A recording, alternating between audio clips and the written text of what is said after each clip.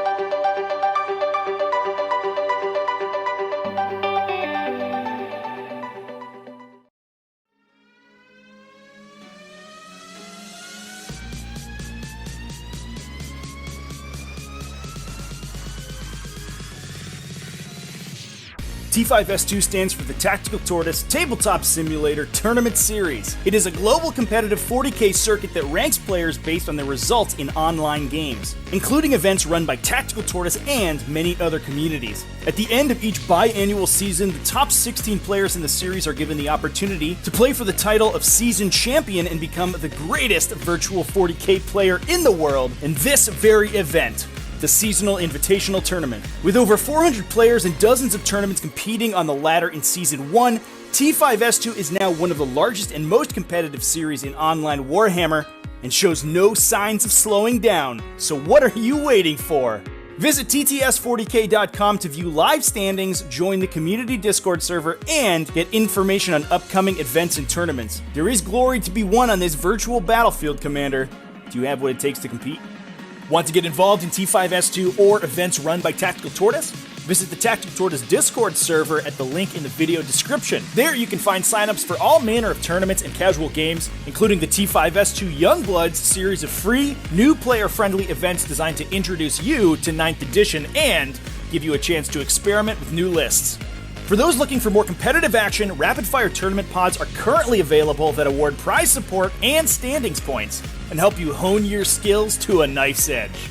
And remember to stay tuned for even more exciting events as Season 2 progresses, including team events, online GTs, and free weekly tournament pods launching shortly after the conclusion of this invitational on August 16th. Welcome to the community, and I'll see you on the battlefield.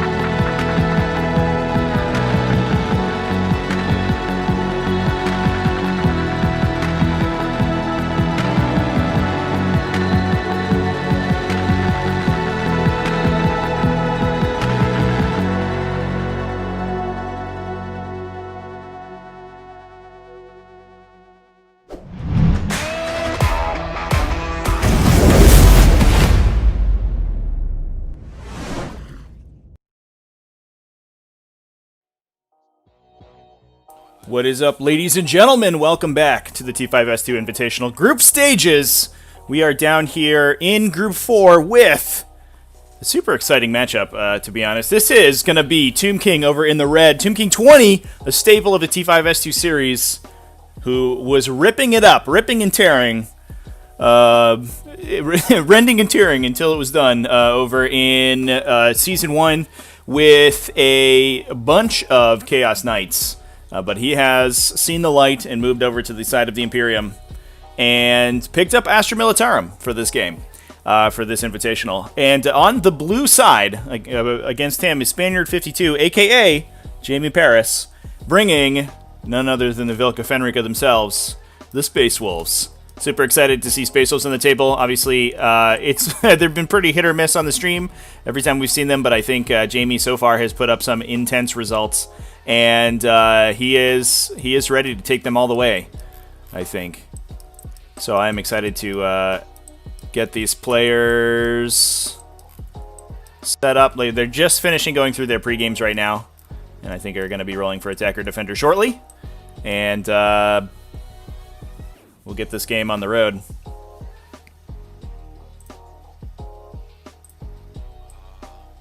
For retrieval mission? We're playing retrieval, aren't we?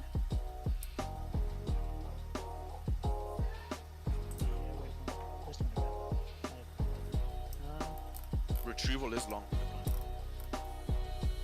Looks like they're just marking out their deployment zones here.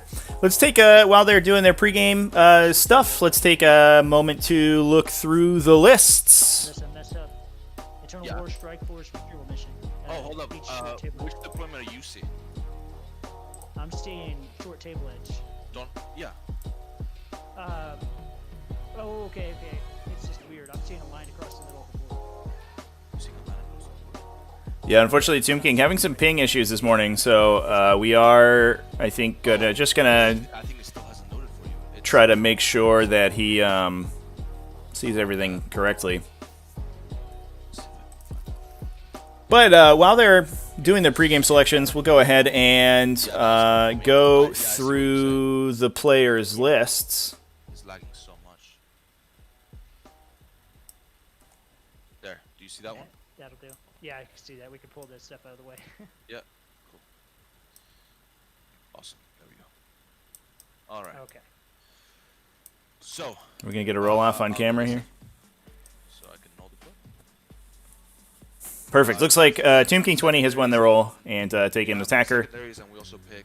And we are gonna have Jamie Paris on the side of Objective 1, the defender side, which is pretty defensive. Big consideration that we made in these in creating these maps is the potential power of sort of heavy artillery lists, especially the ones that we saw at the tail end of 8th edition. And for that reason, the obscuring terrain on one side of the board on most of these tables also has a dense cover attribute. That means that they're a little bit more defensive while you're inside them, giving you -1 to be hit if the line of sight passes through the terrain while it's hitting you. But if you do decide to park sort of a parking lot of vehicles in the back behind that, shooting over it will impart -1 to hit on those artillery. Even if they ignore the terrain for line of sight, the dense cover will still apply. Oh my gosh. Wish you could just like click and then click off to the side.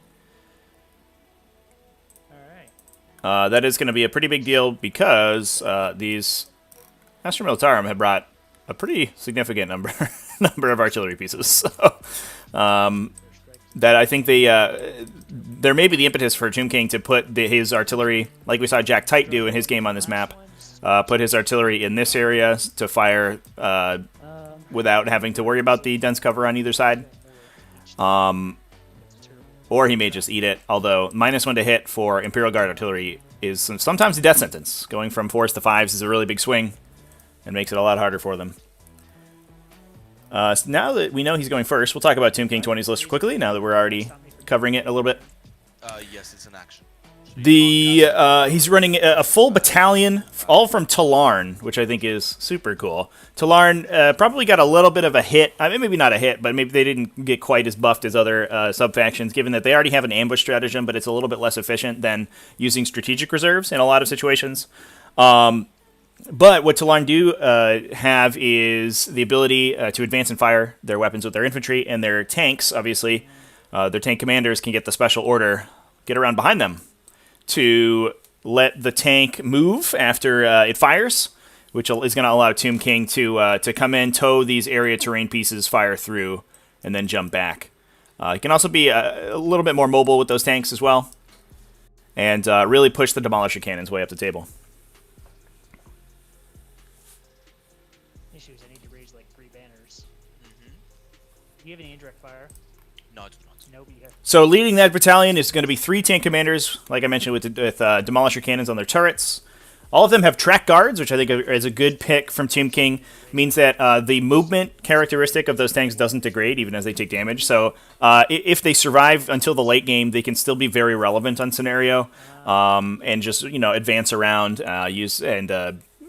just keep firing their guns. They also have plasma cannons on the sides as well as a las cannon in the front sponson. So plasma cannons obviously very powerful. Being blast now, they can fire into they can fire into large units and deal pretty significant damage even without overcharging. Downside being that they do fall apart pretty hard if they get engaged, given that most of their ranged weapons are going to be blast weapons. So all three of those are going to be the same. One of them has a warlord, the Grand Strategist warlord trait, and the up armored tank ace ability. The troops allotment is filled by 4 guardsman squads, just with las guns and chainswords on the sergeants. 2 astropaths, fast attack, bringing 3 scout sentinels. Scout sentinels, a lot like the land speeders that we're seeing out of a lot of Space Marine lists, really got a big bump in going from 8th to 9th edition. Just in the fact that they... begin point? I think I have to deploy first, don't I? Oh, you're attacker, yeah. All right, here we go. I was like, I mean, if you really want to. But, You're good. I wasn't going to argue. I got carried away. But the Scout Sentinels obviously didn't get much of a bump in points, and also ignore the penalty to move and shoot their heavy weapons now, being vehicles. Obscuring means... Do have to start the clocks here. Where's Dense? Dense is the one that blocks me from shooting you, right? Obscuring is the one. Dense is -1. Dense is -1. All right. So 2 of those Sentinels are going to be bringing heavy flamers to deal with large hordes of infantry. One of them, to save a couple points, bringing just a standard multi-laser. So here's the question for Trevi. As a judge, how are you ruling the Earthshaker Courage? Do I have to actually have a wheel in, or the vehicle, the cannon over top of it? That kind of need a ruling on that one. If it doesn't have a base, any part of the model overlapping the terrain would have you considered to be within the area. Okay, that's what I figured. So just But make sure. your artillery will still have a -1 if you're inside of it? Is that right? If you're inside area terrain that's dense, you'll ignore it. Cool. Even if he ignores on-side stuff, yeah. Yep. So that's why I put them in it. Yeah. Yep. So your cannons are touching the thing. So Yep. you're in it. Yeah. Yeah, so the idea here with that dense cover terrain is that obviously it's going to force you to make a decision with those artillery pieces. You either suffer that -1 to hit penalty for shooting over the dense cover, or you can be inside line of sight, and then you'll sort of lose a lot of the efficacy of your indirect fire keywords or special abilities. But like we were just talking about, there are 2 Earthshaker Carriage batteries in this Astra Militarum list. Basically trying to put some cheap as chips Earthshakers onto the table to get some big indirect fire in there. And following up the indirect fire, 2 Wyverns, which I think is an interesting pick. Probably a pick to fight giant hordes of infantry that could potentially be running up the table to grab objectives. But unfortunately, in the Invitational, basically no big horde lists. I think the biggest list we've seen so far is Denise 60 Possessed, but that's in a different group. So I don't know if these Wyverns are going to be doing too much damage in this matchup. But for only 270 points, it's not the end of the world to fire those big strength 4 mortars.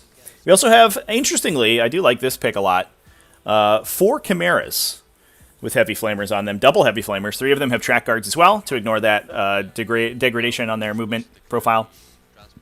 But they're going to be really able to push forward, grab objectives, and then obviously you have to be able to destroy the transport and the infantry squad inside as well in order to actually clear those objectives off entirely. Why do I have an extra squad? It's guardsmen is the way they work. Moving over to Jamie Paris's Space Wolves list from Team War Masters. Jamie bringing, I think, a pretty interesting Space Wolves list. Definitely pretty representative, I think, of what Space Marine equivalent lists are going to be aiming at right now.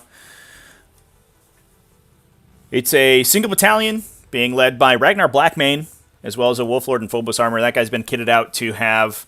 he has Saga of the Beast Split Slayer, so he's going to be +1 to wound against vehicles. But he also has the Bolts of Morkai. So he's going to be able to tag one of these vehicles and give the entire army reroll 1s to wound against it. Going to be pretty powerful for some of the ranged powerhouses that this list is bringing. He also has a smattering of different Primaris infantry squads. He has 1 Incursor squad as well as 2 Intercessor squads. Incursor is obviously extremely powerful if you're ever in a situation where Raise the Banners is a reasonable pick. Because they end up...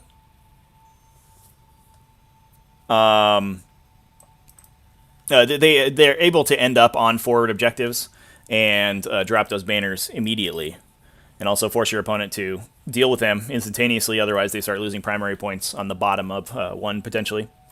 We also have 2 standard intercessor squads with auto bolt rifles and power fists. We have 2 Blade Guard veteran squads, which I love. I think it's going to be awesome to see these guys on the table. Finally, we're going to see some of the new Indominus releases, and following them up, another new Indominus release, Judiciar, coming in with his big sword. He's ready to go.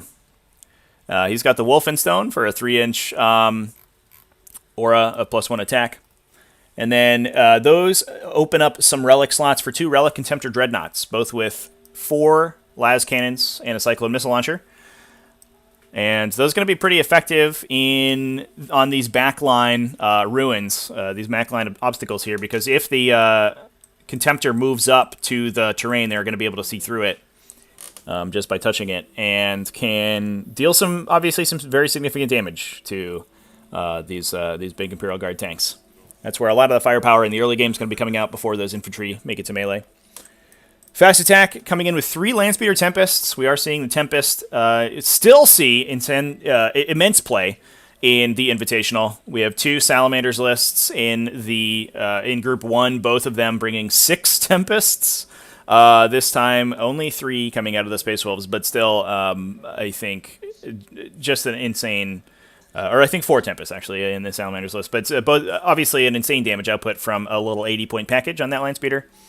And like the Sentinels as well, they didn't really get a points increase very much from 8th edition, and their missile launcher blasts now, which is excellent, and they can move and shoot their weapons without penalty. All good things to have. Last but not least, in this Space Wolves list, we have 3 Impulsors. We're going to go with the Impulsor version of the Space Wolves. Despite the fact that they got a pretty significant points increase, they're a little bit less efficient now. But obviously, having them with the ability, with Champions of Humanity, to be able to OPSEC objectives and carry around Blade Guard veterans is going to be a big deal. And it looks like Jamie has denoted who is in which Impulsor here. 3 Blade Guard veterans, or 2 units of Blade Guard veterans in this Impulsor. They fit perfectly inside that, given that they're not Gravis armor models, so they can go inside, but they still have a pretty reasonable stat line. And 2 units of them fit exactly inside an Impulsor's carry capacity. And then we have Ragnar and one of his Intercessor packs, as well as a Judiciary in the other one. I'm going to be rocketing those guys forward, under covering fire from the rest of these Space Wolves vehicles. Overall, it seems like a pretty reasonable combination of abilities for the Space Wolves. I am excited to see them on the table. I think we did a rating, faction ranking video. We probably ranked Space Wolves unfairly in that video, because I do think they have a lot of play, and especially with that, assuming that Champions of Humanity FAQ gets altered sometime in the future, I think Space Wolves will be a little bit less effective, but also still have a lot of game. Just having access to all the Space Marine stuff is going to be good.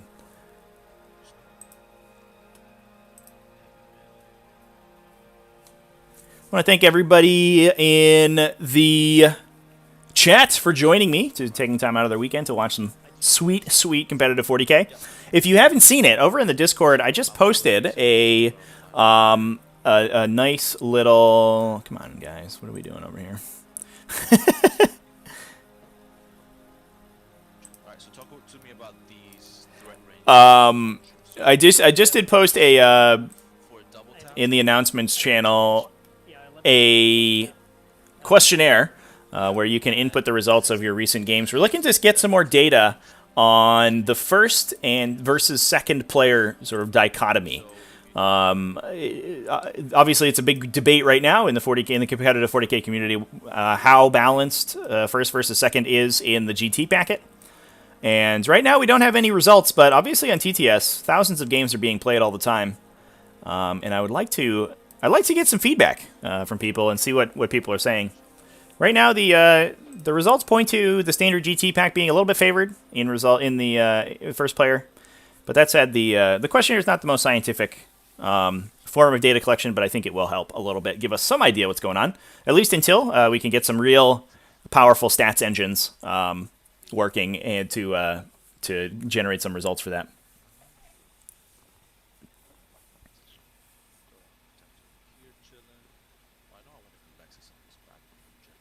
Yeah, chat. The recent FAQ for Space Wolves gave them all the Champions of Humanity ability, which is the ability that gives any unit in the Space Marine Codex objective secured.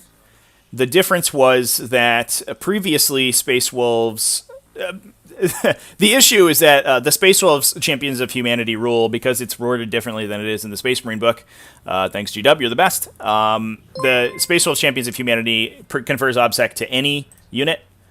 Marklar with a subscription. Thanks, Marklar. Whereas in the Space Marine book, the Champions of Humanity specifically only applies to troops choices. Previously, only troops choices in the Space Marine or in the Space Wolves book got that Champions of Humanity ability, but the FAQ gave it to everything in the Codex. So currently, everything in Space Wolves is objective secured, which is pretty silly. But we are seeing some pretty silly rules coming out of 9th edition so far. We just watched Magnus yesterday smiting 4 times. That was very exciting. So hopefully we'll get some clarifications on those before the elimination stage that these players are playing for.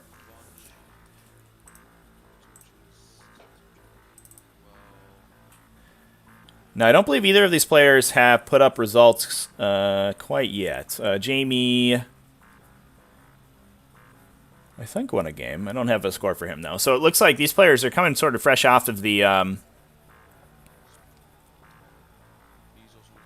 coming fresh off, rolling right out the gate here, trying to put up some results. Both Jamie and Tomb King 20. No results in the tournament yet, so pressure's not on yet. But as soon as one of them goes down in this game, they're going to be fighting for their tournament life, because most likely you will have to go 2-1 in your group stage pod in order to advance into the elimination rounds.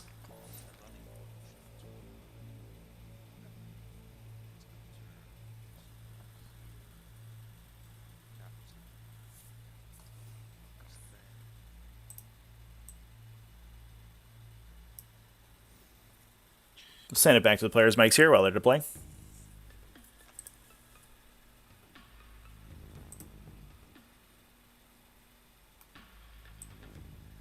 Such captain.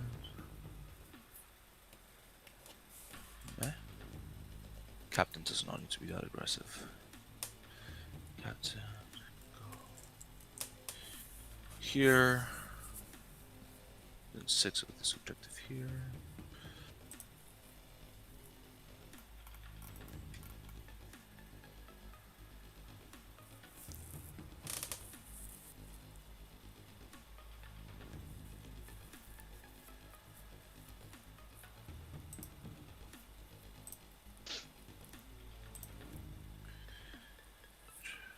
Cool, cool. Oh. Cool. Alexis is chilling here. Let's make sure this all this over here is good. This impulsor, are you gonna be shooting me turn 1 with the 22-inch move? Yeah, you are. If you really want to, you do. Over here, 11 inches. Your double tap threat range. You only have 24-inch double tap threat range, right? On the yes. You do have plasma and last cannons, but I'm okay with that. These incursors are chilling on this objective to protect it from your sentinels. So I don't want to be a nuisance about that. And what we're setting up to, let's have a quick chat about some of the new units that we're seeing on the table here from Indomitus. Obviously, Jamie bringing a lot of Indomitus models, especially these close combat-oriented units.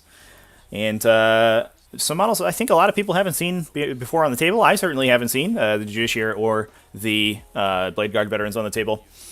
But the Judiciary, I think, is one of the most interesting units to come out of Indomitus for sure. He's Elite's Choice character. Comes in with effectively a Primaris Chaplain stat line, 5 wounds, 4 attacks, hitting on 2s. With an Executioner Relic Blade, which brings him up to a big strength 7, -3, flat 2 damage. And it has effectively the sniper rule for 6s dealing mortal wounds to the target.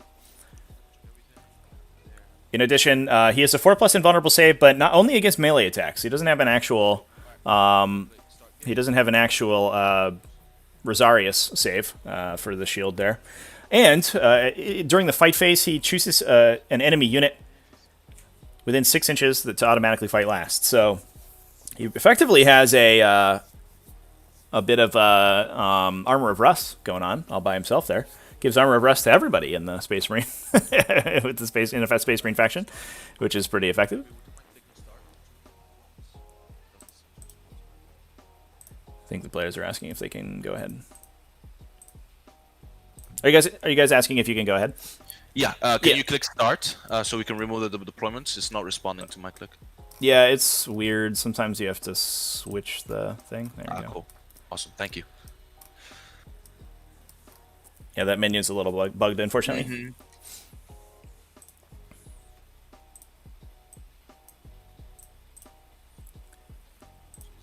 So interesting that this character is making it into a lot more Space Marine lists. Obviously, that Tempora Mortis ability is incredibly powerful, especially playing defensively.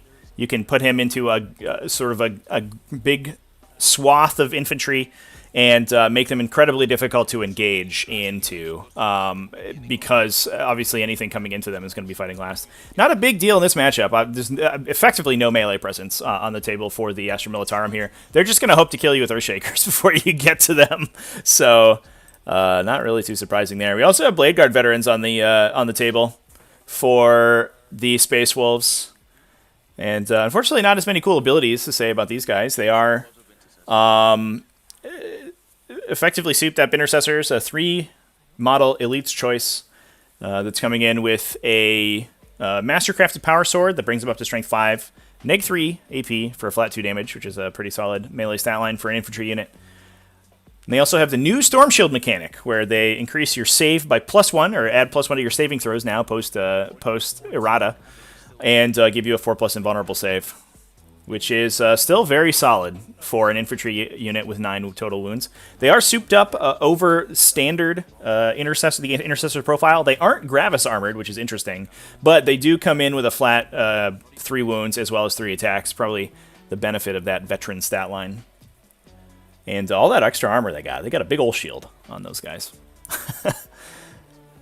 But certainly a unit that's coming into play from a lot of different Space Marine factions, being able to put 2 units of them into an impulsor and ram it into an objective, and just be able to hold out for quite a while is gonna be pretty important in 9th edition. So, not surprising that these guys are seeing a lot of play, and especially in Space Wolves, getting objective secured makes them even more effective.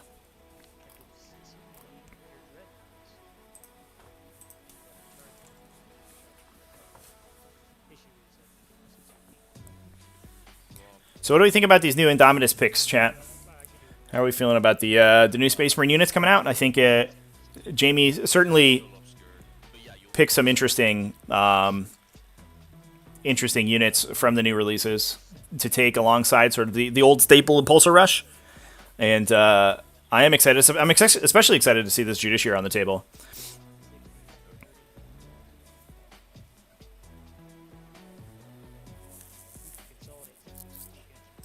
Looks like we might be checking our line of sight here.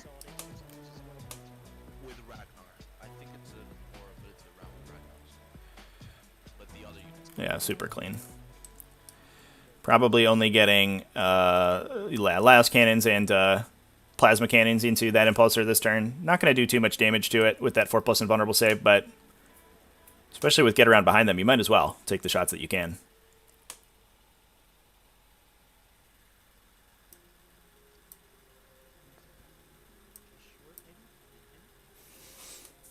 Yeah, it will be interesting, chat, to see if Tomb King disembarks those guardsmen turn 1. Unfortunately, I'm not sure disembarking the guardsmen is really going to help them, right? They just get killed by auto bolt rifles at that point. Incursor is an excellent pick in this particular matchup on this terrain, given that even if you drop OBSEC units, for example, into this spot of dense cover here, where you can be controlling the objective and be within dense cover to be -1 to hit, the Incursors do ignore hit penalties with their Omnispecs.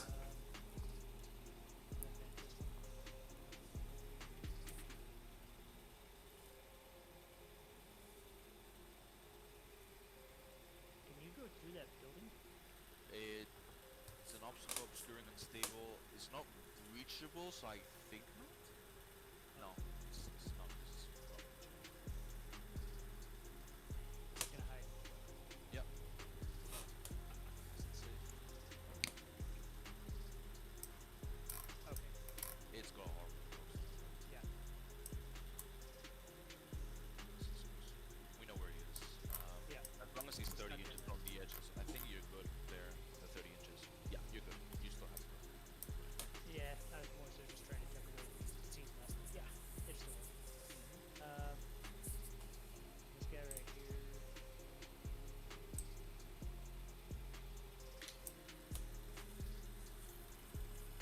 Oh my gosh, I forgot my crewmen for my artillery. That's what those other guys were. You're good. Go They're ahead. back here. Yep. That's the extra 10 bodies. Hey, there was only 8 of them, and I was like, oh, there's Yeah. 2 missing. Like, your artillery died instantly. What? Nah, it has to hit on 6s. Yeah, the Caluxi's Assassin, I think Chad talking about the fact that automatic hits are going to burn that guy down pretty quickly. Caluxi's Assassin playing pretty conservatively, hiding in the back here. I think he's going to try to muck up those Astropaths in the late game, but also I just don't think Jamie felt the need to spend the CP to swap him out with any other version of Assassin. Although a Vindicari is usually pretty good, I think, in this matchup to take out some of those smaller characters, but in this case it may not have been. I guess it's just the Astropath he would have been hitting anyway. And you can just do that with the Animus Speculum anyway.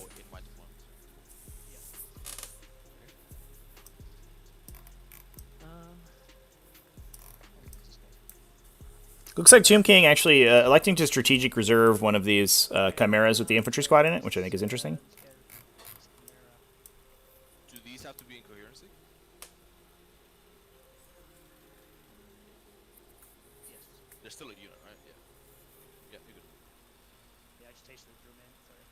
The question is what to do about these damn incursors. Blade guards. Yeah, Chad, it's good. It's a good point. We should talk about the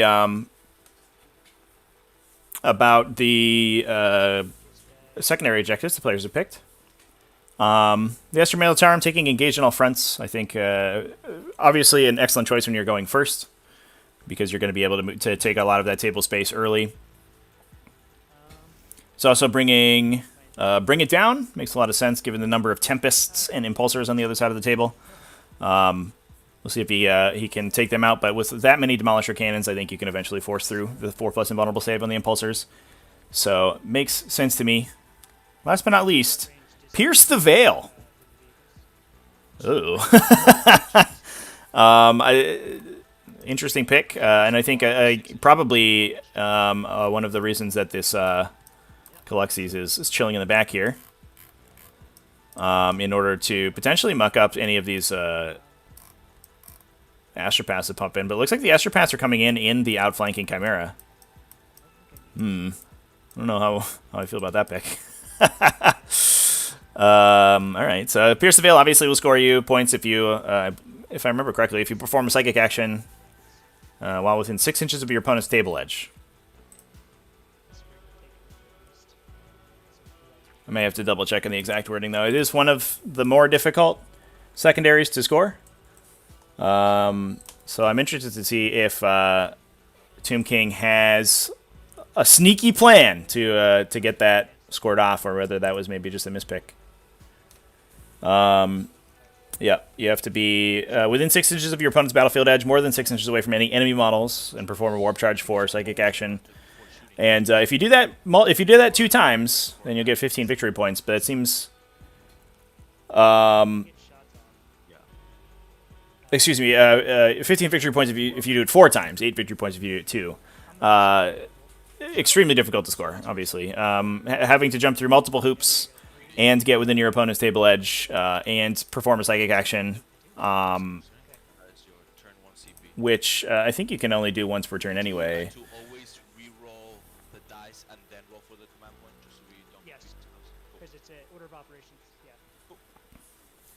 Well, we'll see how that ends up going for Tomb King, but I think that maybe he gets 8 off that if he's very lucky. We'll see how it goes.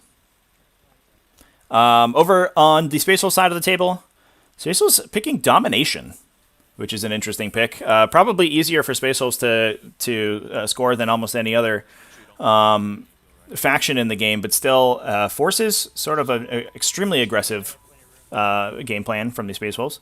But Domination, obviously, you'll score if you hold more than half of the objectives on the table, which means that they're going to have to probably be scoring this objective every turn. Oop, excuse me. This objective in order to be able to confirm that secondary, because they can pretty easily grab all 3 of these. But if the plan is to run a whole bunch of stuff in here anyway, that may be what basically what they're going to be doing regardless. We're also taking Bring It Down for the Space Wolves. I think pretty clear pick against this enormously mechanized army for Astra Militarum. And then lastly, Raise the Banners High. I think an excellent pick especially on Retrieval Mission, because you can immediately drop 3 banners in your deployment zone, and if you hold those for the entire game, then you will get 15 points. You also potentially have the opportunity to, if you can clear your opponent off one of their forward objectives, you could drop another banner and sort of secure that. But both Overrun and Retrieval Mission, I think, are the 2 objectives where I would most highly recommend banners, unless your army is very designed around it, like we saw Dan K's was yesterday. It's got a huge barrier on it. Yeah, so 12 inches to clear that wall, and then 1 inch to the side. I got 11.3 right now. Cool, and then 1.7.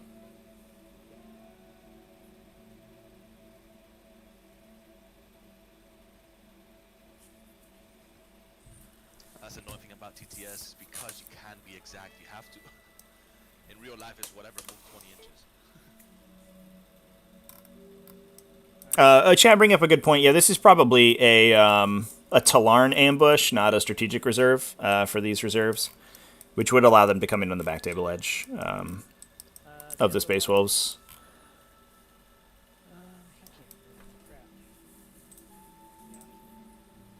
And that would allow Tomb King to bring in, because only one of those units can be a vehicle that's coming in with the Tallarn ambush ability. He could bring in the 2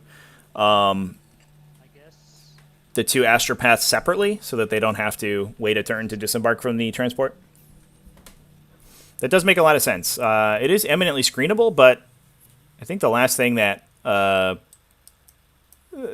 Spaniard wants to do here is turn his impulsors around. That would be pretty brutal for the Space Wolves. They do want to play aggressively and take all those objectives to get that domination points. So that secondary might work out pretty well for Tomb King. The terrain won't give you anything. He just has to worry about losing those astropaths as soon as they come in. That would be the most worrisome situation for me, in my opinion.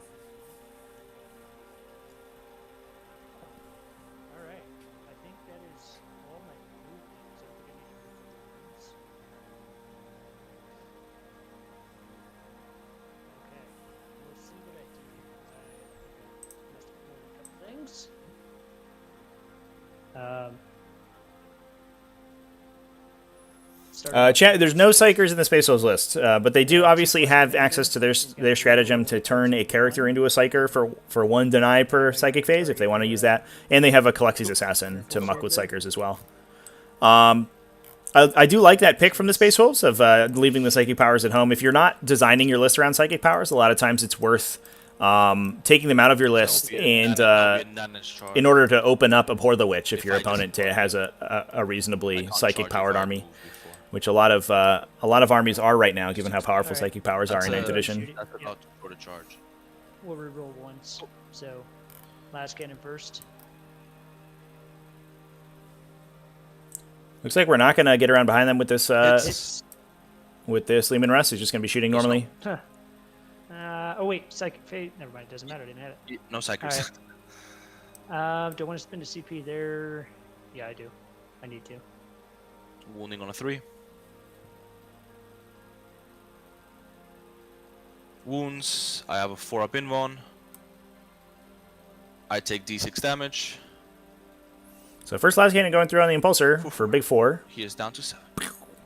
All right, 2d3 Good start shots. for Tomb King. 3. Shots. Supercharging. Yes. So on 4s, you take 1 mortal. Oh, Reroll reroll once. wounds. Yep. Roll to hit. So 1 mortal, 2 hits.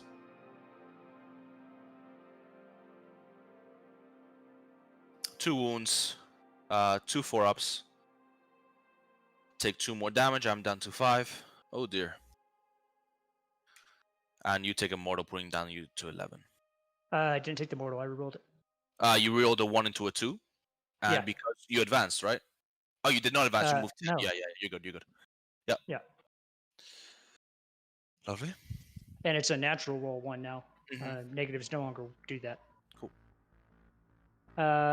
Moving this guy and then shooting. Mm-hmm. Do I want to move up enough to see these cursors? I don't think I got the range for it. Pretty much automatically guarantee getting charged here, but Mm-hmm. can I see them if I move there? I don't think I can because this is thick enough tower. So just gonna move enough to see that tank up there. I got him. Yep. Looks Okay. like it. And you're not gonna get any sort of cover there, are you? No cover whatsoever. Okay. So main gun. D6 shots. 3 shots. 3. I will Hitting. not be overheating with this So one. this by the is way. going to be a big Hitting Demolisher cannon shot into that Impulsor. Maybe curtains for the Impulsor. Hits Ooh. on That's 3s. good. That is good. Ah. Oof. But only one wound goes through. CP rerolled the last cannon. Yep. So 4 up. Come on, make me proud. You have a last cannon and the plasma's coming into him. Yep. I think see. he's dead regardless. I'll CP reroll. Yeah, you never know. Yep. CP reroll. Let's start rolling some blue dice here. 4 up. He's good. Ooh. Alright. Last All cannon. right. Well, CP reroll saves that Impulsor from the Last Demolisher cannon. shot, but we'll see if the little guns could get him. Misses and plasma. Not overcharging. 2d3 shots. Ooh, and the last cannon missed. All right, Impulsor. Good on ya. Oh! And it rolled terribly. Well, there you go. 1 hit. 1 hit. Wounding on a 4. No wound. Ooh, well, the ones are coming in. Mm-hmm. Well, that's unfortunate. I was hoping we'll do some damage. Yeah, knocking that Impulsor out would have been good. It is degraded now. Okay. He can't shoot twice. And I so we'll believe get that there. their movement degrades pretty intensely. I think Wow. it could go down to 8. Yeah. So we may be able to block that Impulsor off from getting to So- objective 4. Let's go with Down to 7 2 CP off to the reroll first hits bracket. with the Wyvern. Ooh. Saves a 3 up on the Impulsor, Yes. right? 3 up save, yeah. So We may just dump the artillery into it. So bring down to 7 CP. Yes. 46 shots. See 4 1s, please. You already got double ones on the plasma. That's true.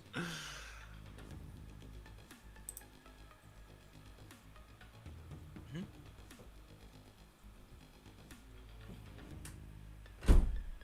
18 fours. Rolling.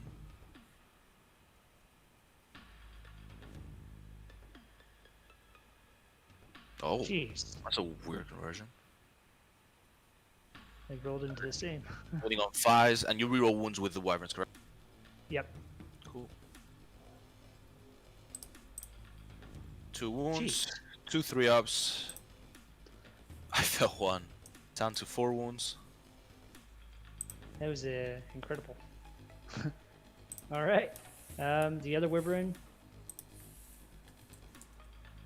I should shoot the Incursor squad, but kind of want them to come off that objective anyways. I need to keep the blade guards on your side of the board. Mm-hmm. 46 shots at it from the other wyvern. Of course, this is the one that's rerolling the hit. So 10, 16 shots.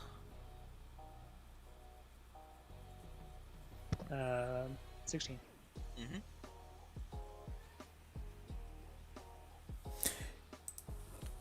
Eek.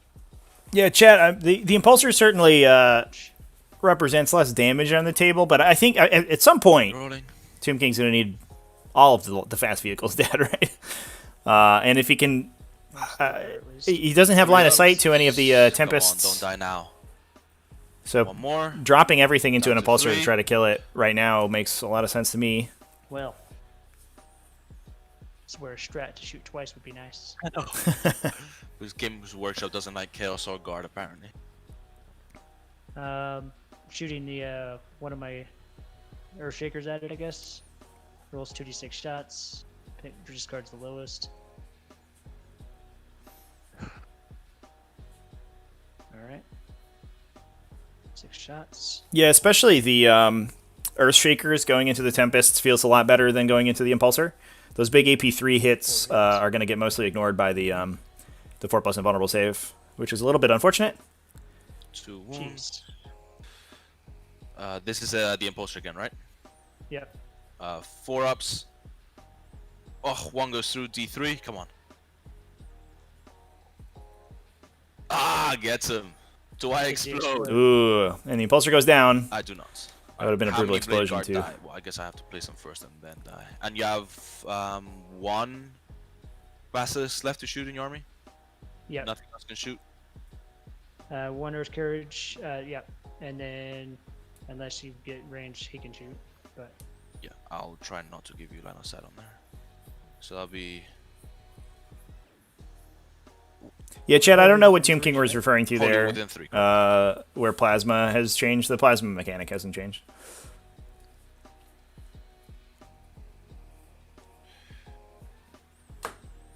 Such...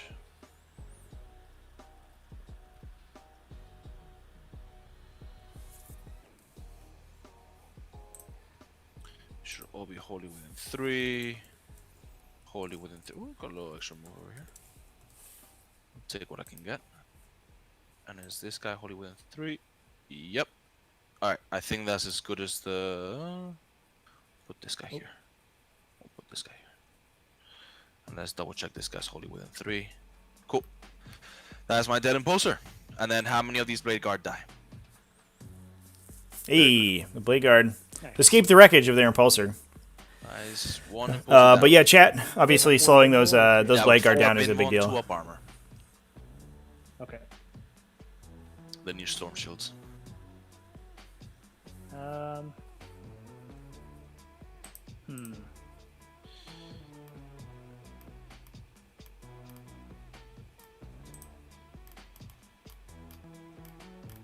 Let's go ahead and shoot the last one at his land speeder, I guess. Cool.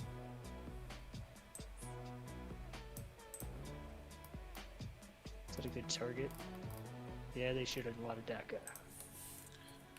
Yeah, here we go into the Tempests with the second Earthshaker. Shoot another Impulsor. I ain't gonna kill another Impulsor. I could start chipping away at the Dreadnoughts. Mm-hmm. Nah, alright.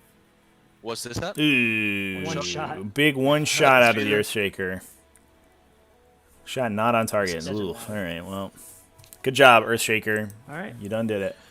All right. So, turn. At the end of your turn, you score 3 points for engaging on fronts. 1, bring it down. It's 11 wounds, so 3 points.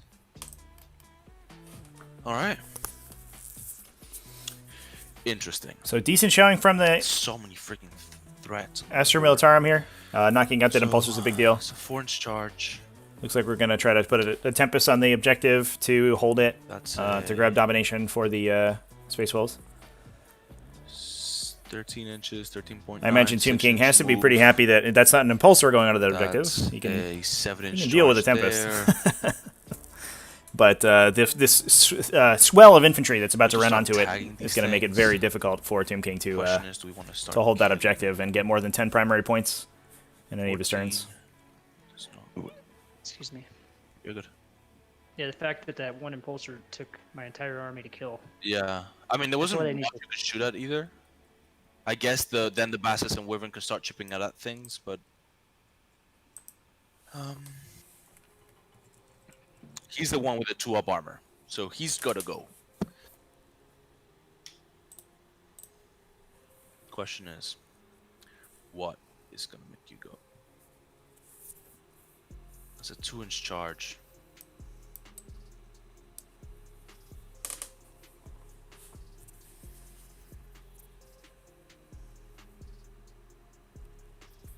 So, chat, how are we feeling about the this matchup between these players? This Imperial Guard shooting obviously is fairly withering, although maybe not with that. The showing out of that second Earthshaker carriage, that was depressing. But obviously, the insane number of tank commanders on the table that are going to be able to really kick around and blow some stuff up.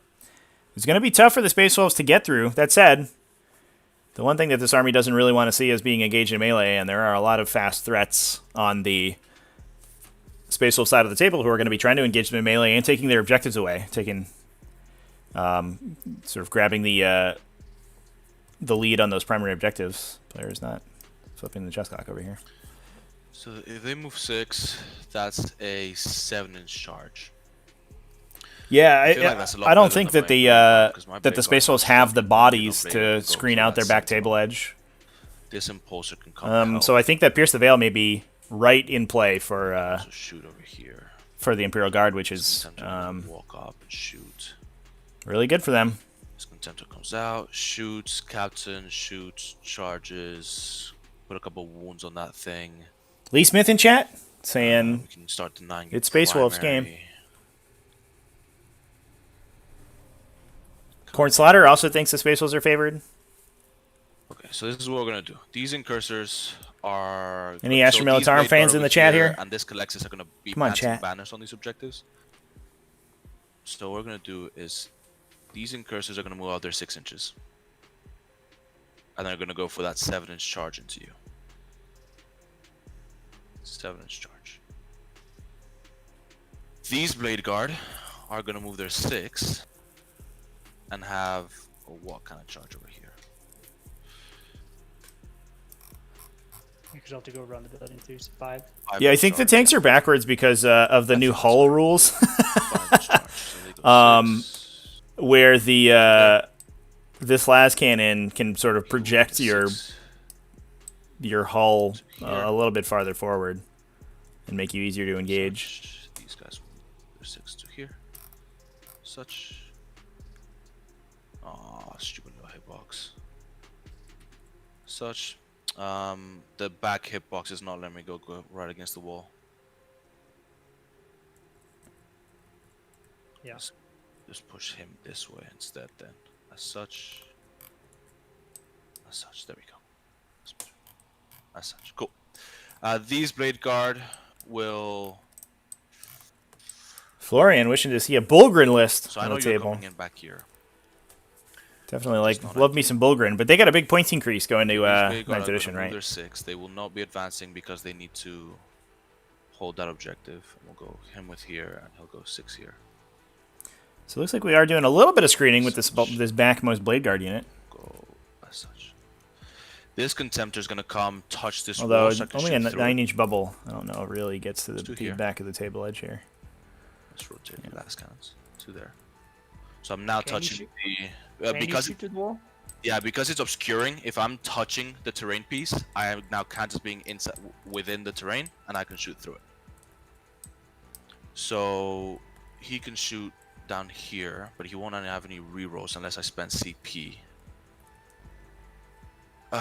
Judicar. So we know that this impulsor, this land speeder here is gonna move. It's 15 to here. Go right here.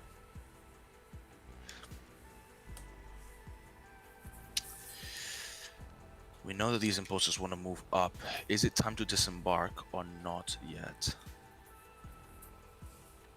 I don't think the time is yet. 14 inches. Move here. We auto charge into you.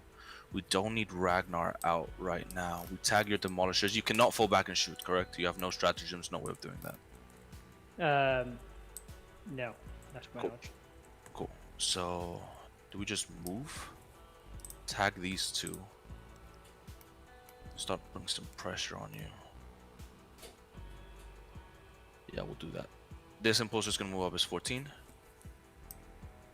I will not be disembarking. Yeah, players discussing. I think As the close as biggest possible downside to for stay the within an inch of that. Astra Militarum here is all these There, so impulsors this are should about be to an run up charge, and 2.6, I ram can offer that those charge. Lehman We Russ, will do stop the them same from over shooting here. next turn, Go which is going to be 14 brutal. here. Outside inch of view. We'll have him. Can't have him within rapid fire. Then this captain will move his 6 inches to here.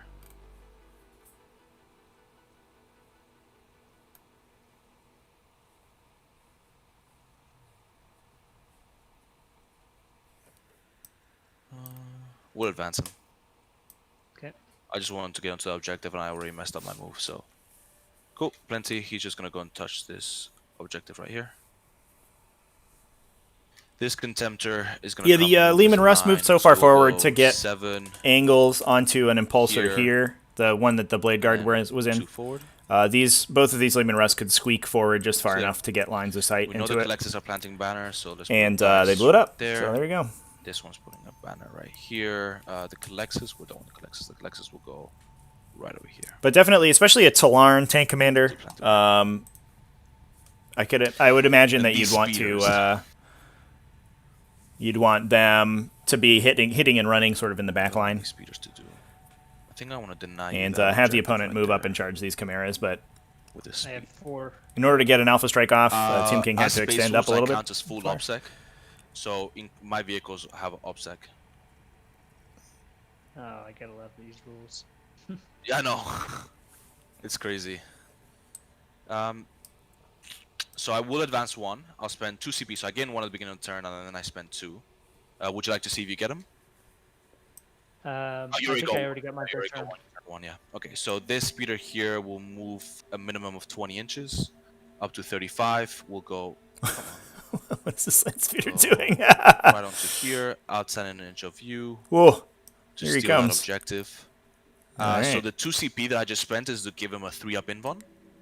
He is also -1 to be hit, as well as can only be charged by fly. That is the Tempest rule. And I can only charge fly if I have advance, but I can't advance and charge, so relevant. And this speeder. Going full afterburners on that Tempest over there. Oh, that's what I was gonna do. I was gonna charge the Sentinel. Yeah, it would have been That's a big smart for Tim King to have blocked off that area of his objective, but certainly wasn't thinking about the Tempest moving that far. I'll completely mess that up.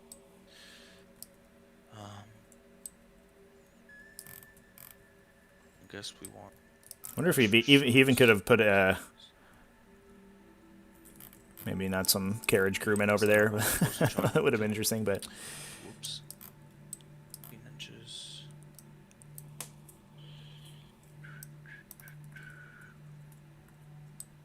So we're charging here. We're charging here. We're gonna kill that. Blade Guard should kill your T5 on these things. Yeah, so only on 4s. AP3, you wanna have a save. 3 of them need to go through. You die.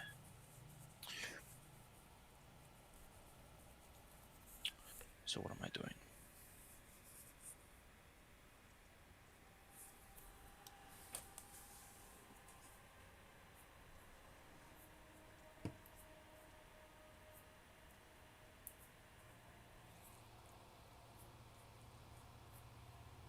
I guess we don't need him. We ignore this sentinel. Just because I advanced like an idiot. We can put some missiles over here. Guess I'll get myself some line of sight. We might as well. So I'll come here, touch this. Yeah, Ed Valdor, that's why we were discussing that, whether or not Tomb King was going to be dropping out his OBSEC turn 1. And whether that would have been a good play to force, at least force the Space Wolves to fight for those objectives. Done. And definitely would have been nice to tow that back objective with one dude to charge this and tag it. Charge here, steal objectives. To stop the you only get 1 point of primary. I'm already getting domination. Guard from getting any primary points. We will do shooting phase as I have no psychic. We're gonna go ahead and do the Kakalaka. Thanks for the subscription. I hit you on a 3 because I advanced. Hits, so you take a mortal wound from the relic, and I wound you on a 6. Nothing. Cool. So that's it. I just now reroll once to wound against you. Big old Mordekai's Teeth Boots. That was the Wolf Lord. The one that advanced? Yes. He hits on 3s. His weapon is... Oh, it's an assault. Okay, yep, I see it. So now we're going to do the Contemptor. Into the...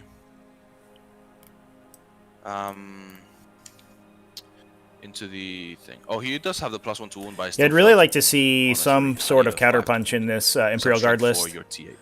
So 4 last cannons into him. I mean, the Space Wolves list obviously has to, in order to play this game plan, has to play extremely aggressively. And if the Imperial Guard could fight through the attrition, oh, it all hit, they could get back in the game. But if they... yeah, they all hit. And then they wound on 3s rolling once because of the relic. If They'll they wound 4, so 6 up saves. Are all engaged in melee, it's not much damage that this army does. Nice roll. Unfortunately. Let's see if I don't roll double ones. 11. Gets him. Oh my gosh. All right. And that was a Relic Contemptor. Just kills that tank commander right off the table. That's good. Huh. Yep, that is- Okay. Right. How many well, wounds do I take? there you go. It exploded too. 3. Oh, brutal. That was insane. Yikes. 3. 3. And the Sentinel will not... Ooh, Sentinel, let's double check him. Is just out. He's safe. Oh, is he just out? He's in. Just in. He's in. Okay. D3. 1. Alright. Not a big deal. Cool. So my Imposter takes 3. Do I want to spend a CP for Armor of Contempt? I'm just No, I huge. don't. 2 last cannons killed my 2+ save tank. I still had 2 missiles, so he's supposed to die. So he took 3 wounds. He's down to 7. Yeah. And he took 1 down to 5. Cool. So now we're gonna do Impulsor. Is gonna shoot into your Scout Sentinel here. Okay. 8 Stormbolters hitting on 3s, rerolling 1s. We'll double check I'm rerolling 1s. I am not, so I'm not rerolling 1s. And then I wound you on 5s. 2 wounds, no AP. Okay.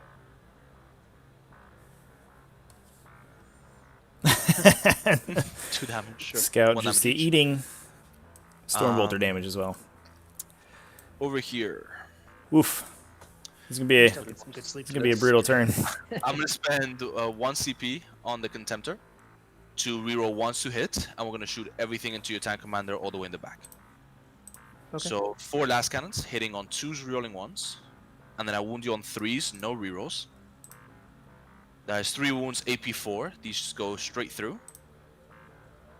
D6 damage. Kills it as well. Oh, that's Does it a little explode? obnoxious rolling. I'm sorry about that.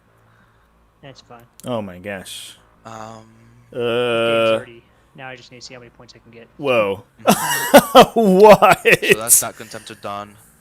Over here, What was that, I chat? guess we will try and kill this sentinel here. That was just So like perfect these conversion interceptors off will of do these this. last These cannons. incursors will shoot Every 1, single one of 2, them did 11 3, damage. All right, 4, man. full rapid fire, 10 Whatever, shots. dude. Get out of here. That's insane. These hit on 3s. And these wound on 5s. Yeah, there's a contemptor obviously down here by the camera, but there's one up on here on objective 2 as well. You're good. Safe. That's kind of crazy. So Tempest down here, which is wait a the second, because the board's too strong for. It's being able to null deploy and then move up, just basically. yeah, that's what this list is designed to do. This imposter will shoot rapid firing into the scout sentinel over here, 8 shots. Hitting on 3s, no rerolls, and wounding on 5s. 1 wound, 4 up. Yeah, I guess the power of Devastator Doctrine pushing all the AP of those Contemptor's weapons up So that's imposter's done. certainly pushes so the we got math two over Tempests. in their favor against those, Do I those care tank commanders. about popping this Chimera here? Or do I care more about this Sentinel here? Your T, what on the Chimera? Definitely T seeming like T7. Tomb King's movement this early was maybe a little bit Guess too I can aggressive. charge this thing with I the think he 6 could have charge. pushed Yeah, the we'll shoot Chimeras everything out to to this try to Scout body Sentinel block any So- Space Wolves from getting onto these objectives. We'll do And the then missiles kept the first, tank 2d3, commanders back here so that when the Space Wolves are forced to 4, move 3 out to shots, grab those hitting you objectives, on you 3s. then get around behind them, turn And I to wound move you and on fire all 3s. those demolisher cannons. Those go straight through because they're AP4. You basically and have to two take down your first each, turn so off, the I Scout think, Sentinel dies. in the Okay. Does it explode? for the Space Wolves or for the Astronaut's mortar arm, and wound just hope your artillery down can to deal some damage. 7. I will kill you by. Yeah. Was that with Probably the not. Paul Sutler with a subscription. Thanks, Paul. because you were You were outside not. objective. Cool. And then this Tempest over here will. Yeah, fingers crossed the Space Wolves ABSEC rule gets changed at some point point. because it is a little silly. We'll put the assault cannon into here, and the missiles into here. So 2d3 missiles for 5 shots, hitting on 3s, no rerolls, and wounding on 3s. Yeah, I wonder if that was a That's matchup 4 awareness, a matchup knowledge And then the assault cannon sort of issue there for Tomb King. hitting on 3s. Whether he knew what the game plan of the Space Wolves was, These are AP2. but certainly going second, I think would have behooved him.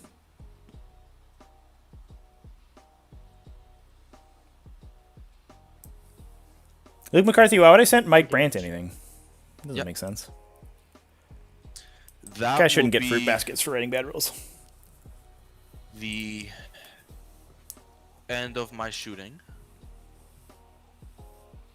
We will now charge. We know these Blade Guard want to go into the Scout Sentinel, so let's go and do that first. Okay. So they needed like a 5.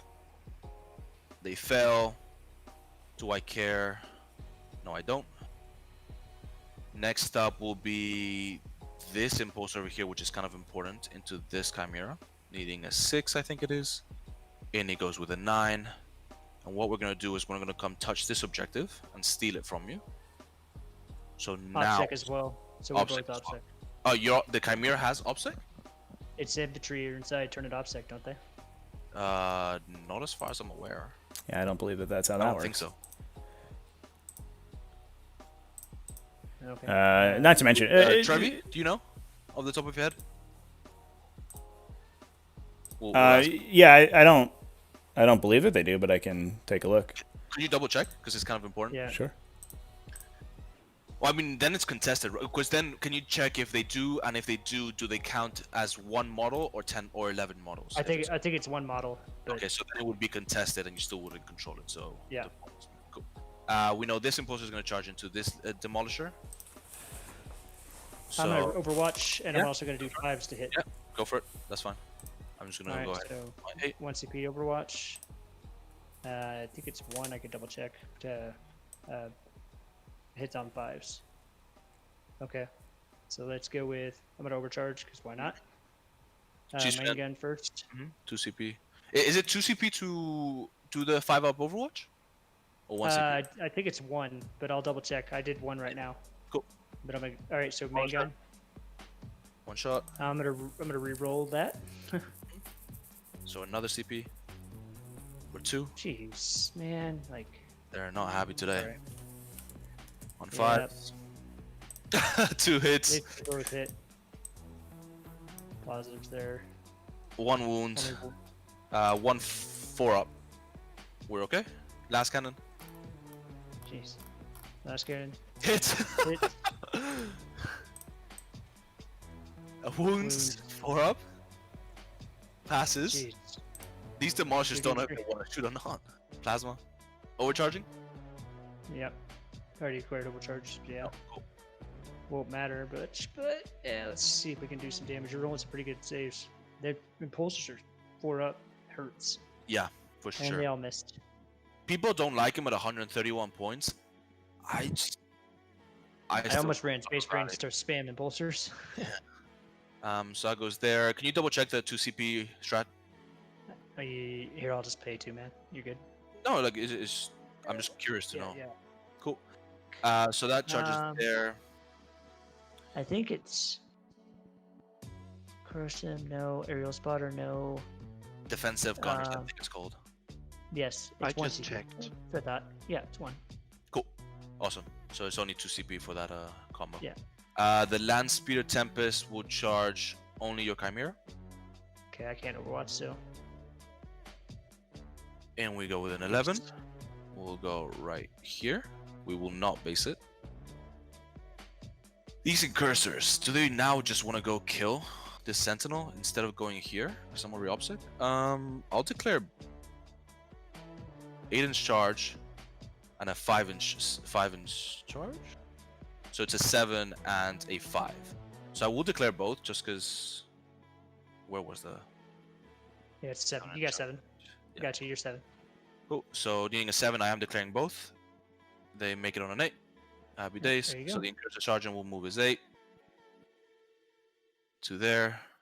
He will go to here.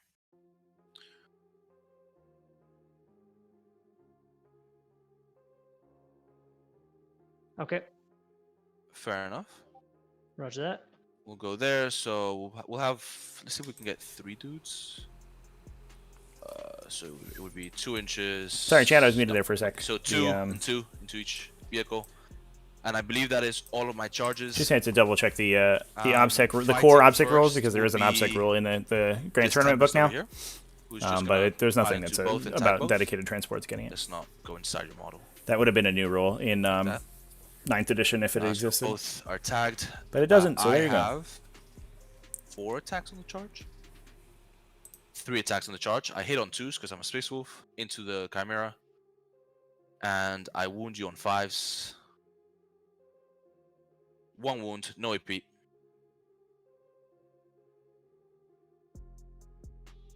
You good? Good. Would you like to interrupt? No, go to roll all of them. Cool. Alright, just so gonna- incursors, 2 will Please go don't to the CP. Sentinel. So this is hitting you on 2s, 6s explode, no 6s, and then wounding you on 5s. 3 wounds, 3 4-ups.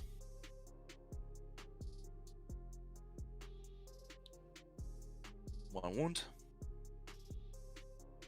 And the 2 guys into the Chimera with a Sergeant hitting on 2s. That's a lot of 1s. Wounding you on 5s, nothing. Impulsion to the Demolisher with 4 attacks hitting on 5s. And wounding on a 5. Nothing. And the other Impulsor into your Chimera on 5s and 5s. Nothing. Cool. That's me done. You can fight back. Okay. 3 attacks from my middle tank commander into your vehicle. 6s. Nope. 3 on the Chimera to your guys. I'll go into the. Yeah, Chad, I agree that I think Team King's positioning turn 1 wasn't he wasn't prepared for sort of this level of aggression from the Space Wolves. He even could potentially, if he bailed out infantry here, right? If he just dropped them here and then advanced onto the objective, could have potentially held on to 2 objectives and still scored 10 points on primary. I think all the Space Wolves are doing is trying to push for domination, but They So I I killed, can roll before. I killed 2 but demolishers being in the able to center. deny your opponent all of their Yep. primary objectives just Yep. sort of So that should be 8 points of bringing randomly down. for free. It's just I gravy. got 3 points for domination, and that's it. All you. All right. Well, that was encouraging. Let's go. Yeah, the big issue is losing all the tank commanders, right? Because there's just nothing that's going to kill these impulsors now. Yep. Losing those guys, I think, is basically the end. So we're considering ambush here. It looks like we did push characters back to try to screen these guys out. The ambushers out. Might be tough to get the Chimera in this back corner.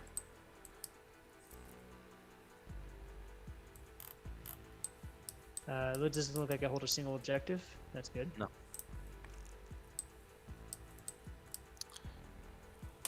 Space Wolf's Tempests are stupid. Yeah. They're really dumb.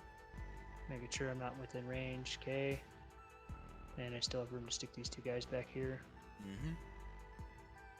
Out of line of sight.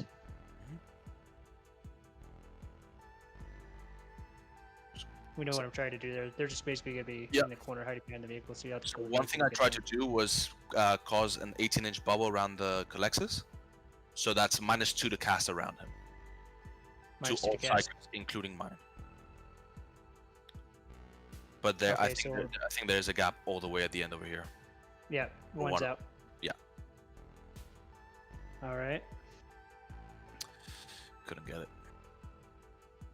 And for sake of knowing, they're not out of line of sight. You'll have to kill the vehicle. All right. Which you will, relatively easy, but make you work for it. Mm-hmm.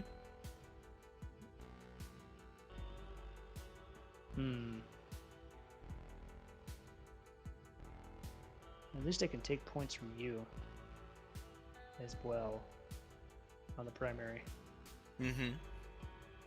And just disembark here, then I'll hold that objective. Yep, because you'll have more offset bodies on it.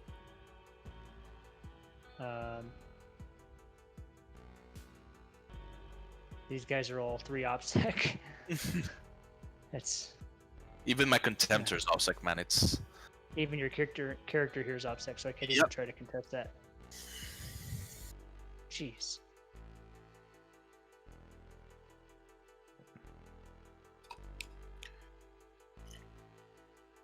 Trying to figure out what I can do.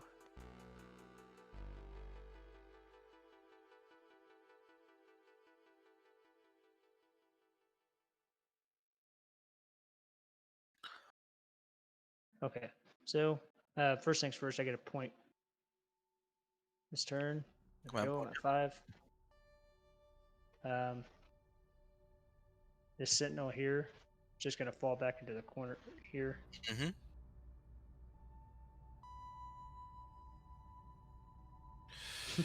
Is there a way for it to remove the? Yeah, screw it. Like, he's just falling back. Yeah. And either way, he's just gonna Combat, fall back and stay over there. Cool. No reason for him to. Hey, you know what? Actually, just keep him in combat. I don't care. All right. Oh wait, no, that matters because you can kill him, and then I won't I get can the. kill him and then you won't. Yeah. So you do want to fall back then? Yep. Cool. So let's just say he's fallen back. Let's just say he's against that wall. Either direction. Yeah. Mm-hmm. Okay. So this is contested. Doesn't matter. Say you don't have OPSEC, so I control this objective as of now. Oh yeah. Jeez, it's so good. Giving Impulsor's OPSEC even makes them even better. Mm-hmm. Um. I normally play Ultramarines, but I had to run Space Wolves for this. My Ultramarines wouldn't have been able to be this powerful.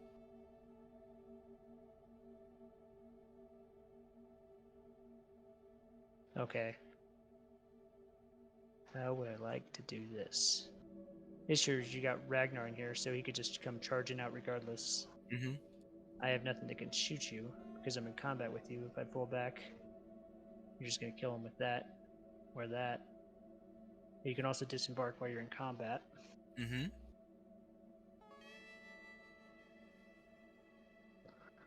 I don't think there's a path to more points in this game. It's unfortunate. Um, I got stupid lucky turn 1, not gonna lie. yeah.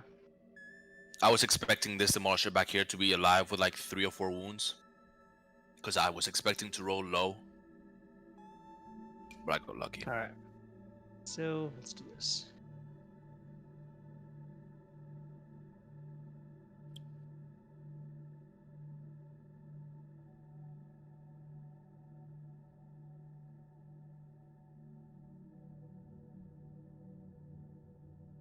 Okay.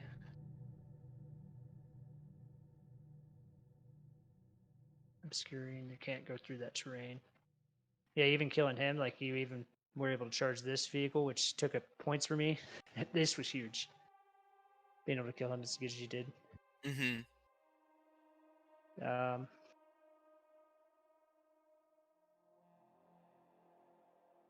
Trying to think if this guy should fall back. But you got Impulsor with just the Judicar in here? It's an intercession squad in both. In both. So even if I get out, you're just going to kill them. The Judicar will make you fight last, if that matters. Yeah. So can I hold the objective? You're already going to hold 3. I don't think I can take 3, deny you from getting max points anyway, so there's no reason for me to get out. So Besides although my units are obsec, by disembarking your 10 bodies, you will automatically hold because you'll have more bodies. But what I'm getting at is you still have 3. 3, in yeah. Hold. Mm-hmm. So you'll still max, and then you'll just kill those troops before I can get points. Mm-hmm. So I don't think I'm going to gain anything from it.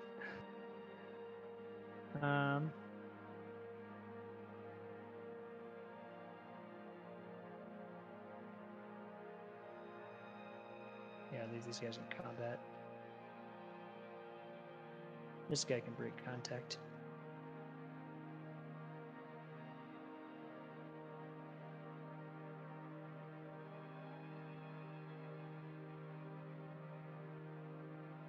There's literally no reason to do it, though. That's the issue. Okay. You know what? Screw it.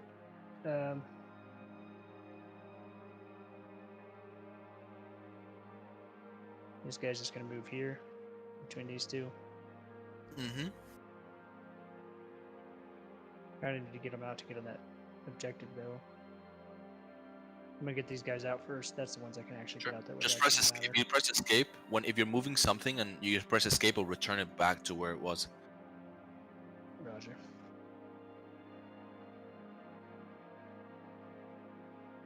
Only within 3. Mm-hmm. Just gonna go ahead and move them back. Yep. They're just gonna go, and advance, they're gonna advance too. They're gonna go advance as far back as they can. 3, so you can go 12. They're just gonna be back there. Yep.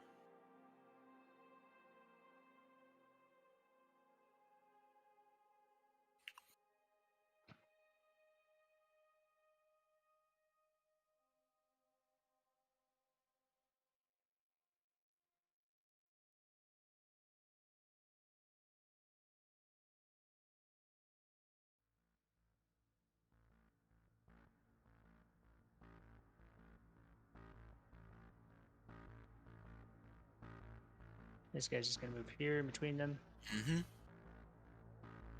Try to block, and he's sort of 1 inch away here. I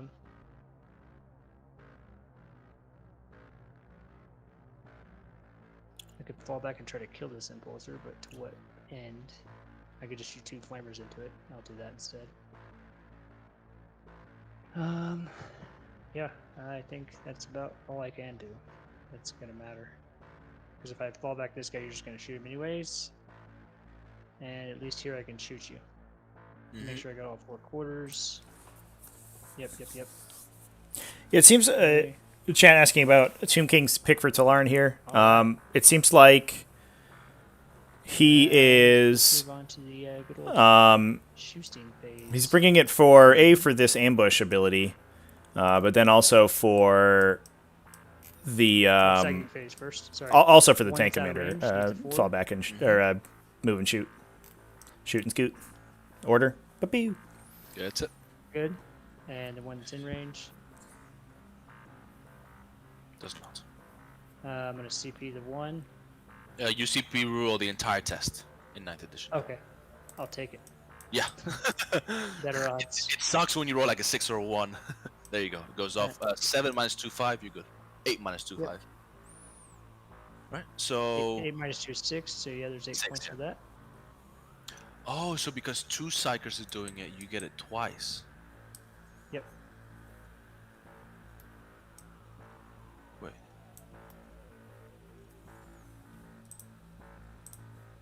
Wow, that's dope. Yeah, that's why it's such a good one for this army. Yeah, for sure. Just whatever they cost, what, like 30 points? Yeah. You're pretty much gonna get. Yeah, there shouldn't be a way you can get them unless you kill everything in that corner. 2 orders now. I'm gonna reroll the hits. Yep. So the only thing you can shoot is the last cannon, right? Yep. Hitting on a 4 because heavy. Rerolling. This dice box is ever so kind. Mine's been working. Come follow mine. Yeah. Flamers into the Land Speeder Tempest.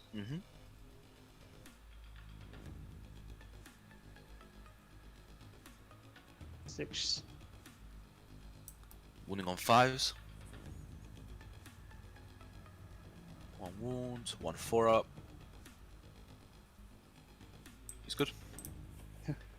All right, the multi-laser there.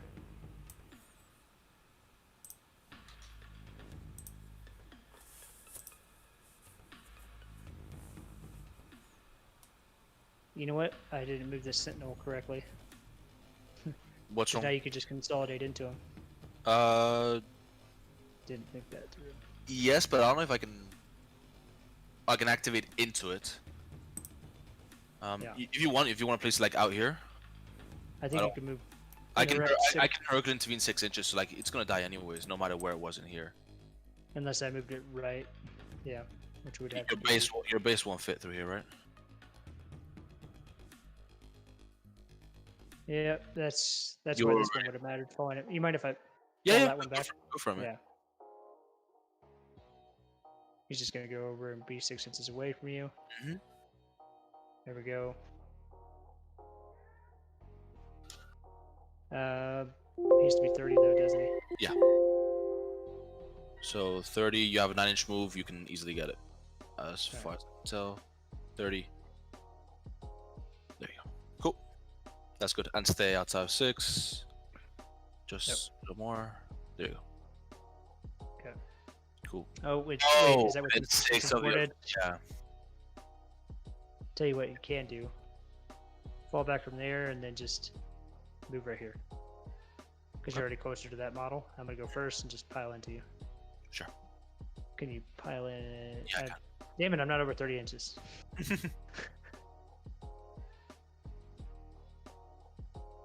You have 2 attacks each. Unless you charge me, yeah, it's 2. I'm just going to move him right here. I don't care if you consolidate into him. Cool. You just spend CP to do it, right? 1 CP, yeah. Okay, I'll make you spend a CP to kill him. Not concerned.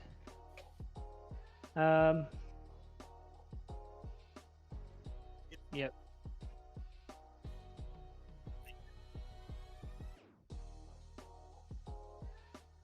Why is that? Are they not? That? They don't.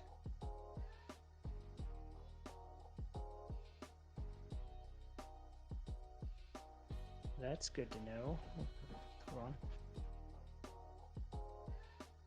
If so, they'd have to be inside the vehicle, which would make it bad.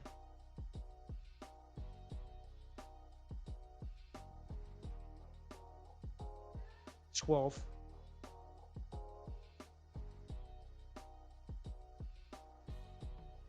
That just means one turn of not doing the thing. One very important turn, though. Yeah.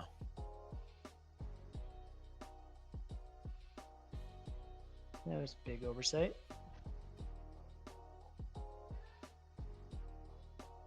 Yeah, Imperium, Ashmeritum, Astrodelica, Laconic, Seikana.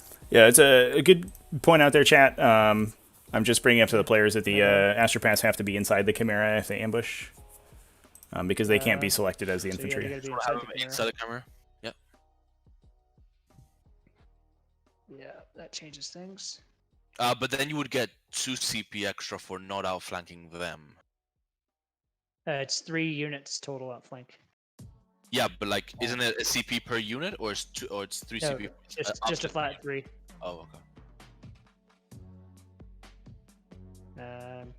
Yeah, so I'll just keep it where it was. I ain't gonna move it. Screw it. All right. Well, that's unfortunate. No. Give me 80 points now. All right. Sorry about that. Apologies. No worries, man. Where was that? Flamers. All right. So this already shot. That was up there. That's right there. Fell back. Can't shoot. Shooting the Earthshaker carriages. Tracking your Colexus assassins no longer protected. No, but you hit me on 6s. So collects a special rule. You have a ballistic skill of 6+. Okay. Yeah, chat. The How many wounds do you have? 5? only standard actions have the I'm gonna once spend per 2 round CP to restriction. reroll the hit on the Psychic actions don't.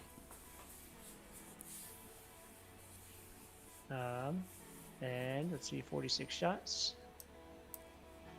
My heavy bolter is just gonna shoot at this bad boy. Cool. He's -1 to be hit and a 3-up in 1. Sweet. 80 points for stupid Yeah. little Peter. And that's not good. 10 shots.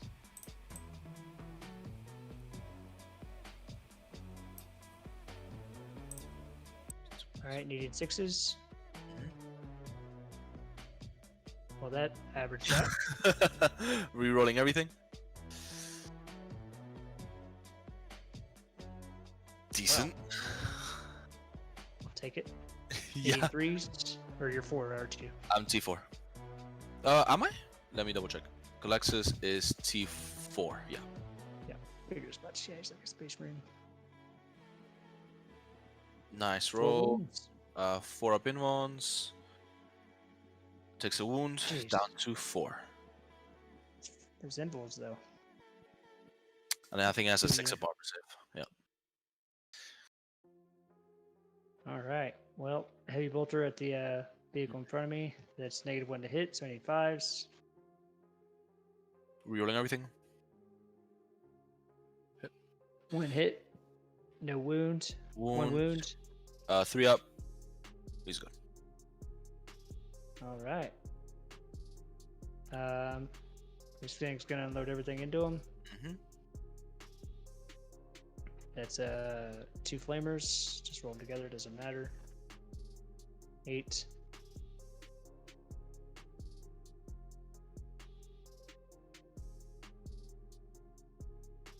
Uh, 3 wounds. 3 wounds. This was into the land speeder, so these are 3-ups. It takes 2 damage. Down to 4. There we go. The las cannon array is gonna, or the las array. Yeah, I'm shooting it. Oh wait, no, there's no people inside. Never mind. Cannot shoot.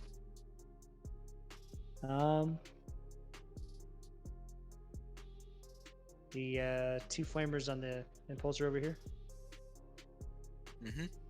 and the las array, same thing. So 2 flamers. 6.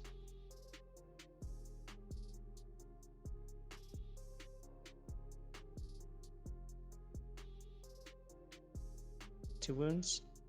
2 4-ups. Takes a wound. Down to 6. I needed 5s now because it's in combat. Heavy. Mm-hmm. It's not heavy. It's rapid fire. So I think the -1 only applies to heavy weapons. Okay. Well then, needing 6s. Got it. 2 of them. Regular save. 2 3-ups.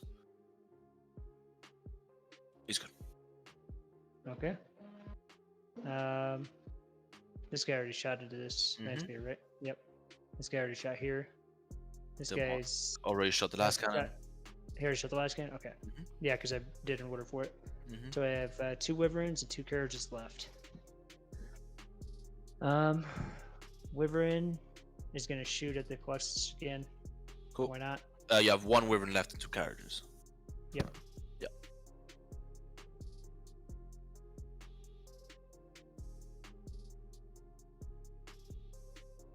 Jeez.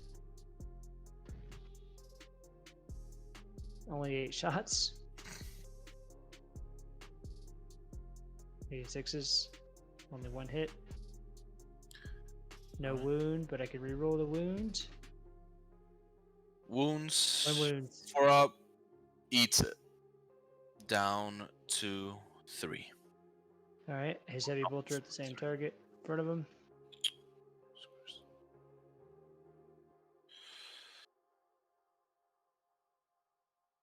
One hit. No wounds. Okay, so now the Earthshakers. What to shoot at?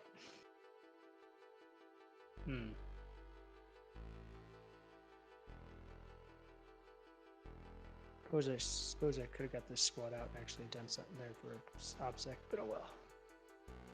I still hold 4, so it wouldn't have. Just giving me more potential points in the future turns. Because I'm still going to get goose egg this turn. Alright, Earthshaker is going to go ahead and shoot your Colossus, because why not? I'm just obsessed with killing it now. There's no real reason tactically. There is a tactical decision. He's got an 3 shots. anti-tracker pistol. 6 shots, actually. Nice. Roll 2. Needing 6s to hit, though.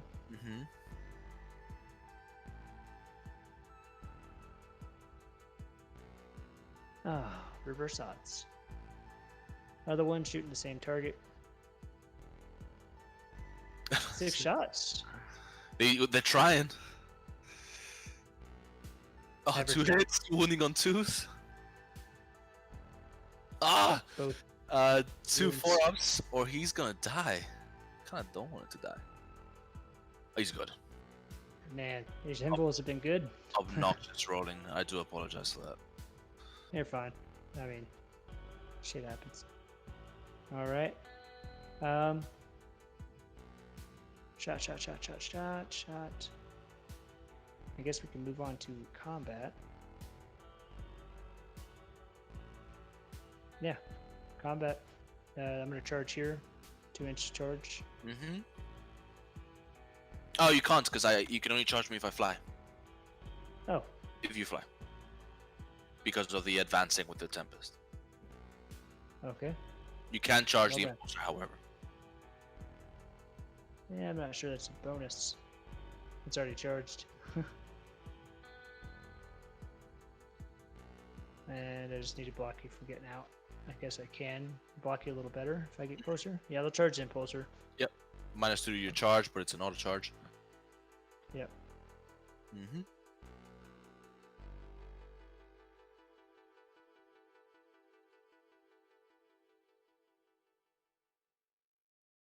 Okay. I have to fight there first.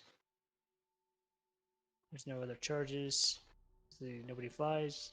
So I might heroic intervene over here because it might just be worth it.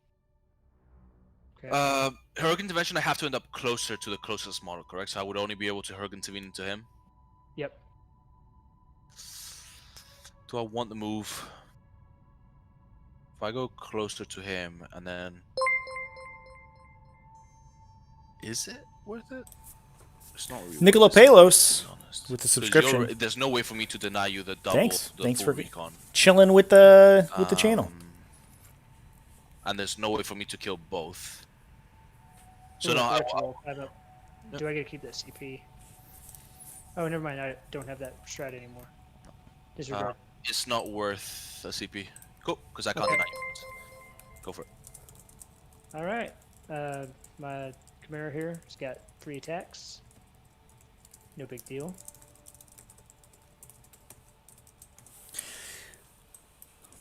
So, Chad, I want to hear hit. from you. This game, I think, seems to be fairly decided. Losing 2 tank commanders in a turn and getting no primary points for the Astra Militarum. All right, so I now get to Pretty- activate with a unit, which will be Pretty the hard to come back Archers. from, in my humble the opinion. Two dudes, the two dudes into the Sentinel. But there is another group stage game going on right now that we could potentially Hitting jump on over to threes, as soon 'cause as I I didn't charge hear or from the anything players. like that. So Okay. Explode. I It's think not we what might be CP doing do that. either. So hitting on 3s, 6s explode. That would be Damn it. And I some wound you on sweet 5s. 1 wound. Grey Knight versus Admech action. You're good. And then the 5 attacks into the Chimera on 3s. 6s explode, so I'll just keep that 2, and then I wound you on 5s. 2. 1 wound. And then you get to activate it with a over here. All right. Into your Impulsor, 3 attacks.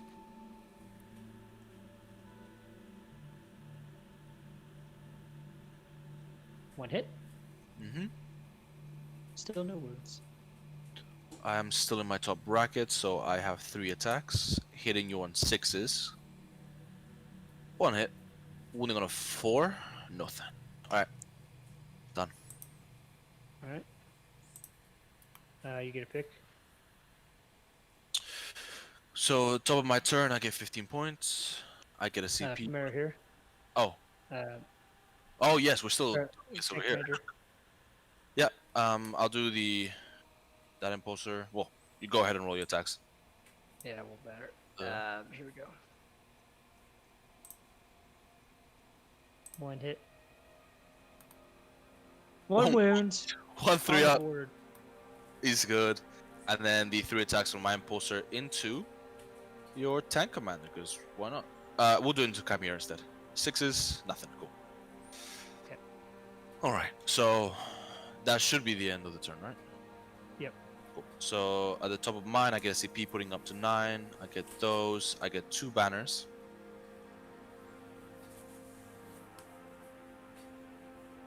So, what needs to And be I done? didn't kill anything, so yeah.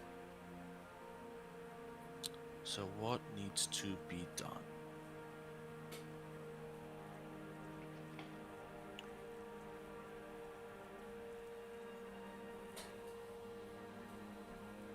Let's turn the AC back on.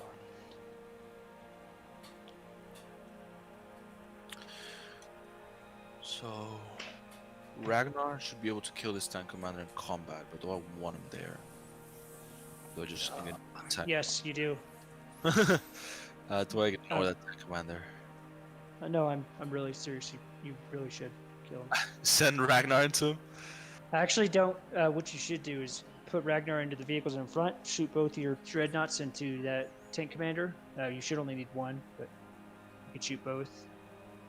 And then that should kill him, and then you can put Ragnar into the woodlands or the back objective. It's gonna be hard to get Ragnar up there, so I have to disembark within 3, outside of an inch of view, then move 6. Yeah. And then have to declare both as an 8-inch charge. I need to declare 1. I guess you only need to bump me. But I want Ragnar to go ham. Issue.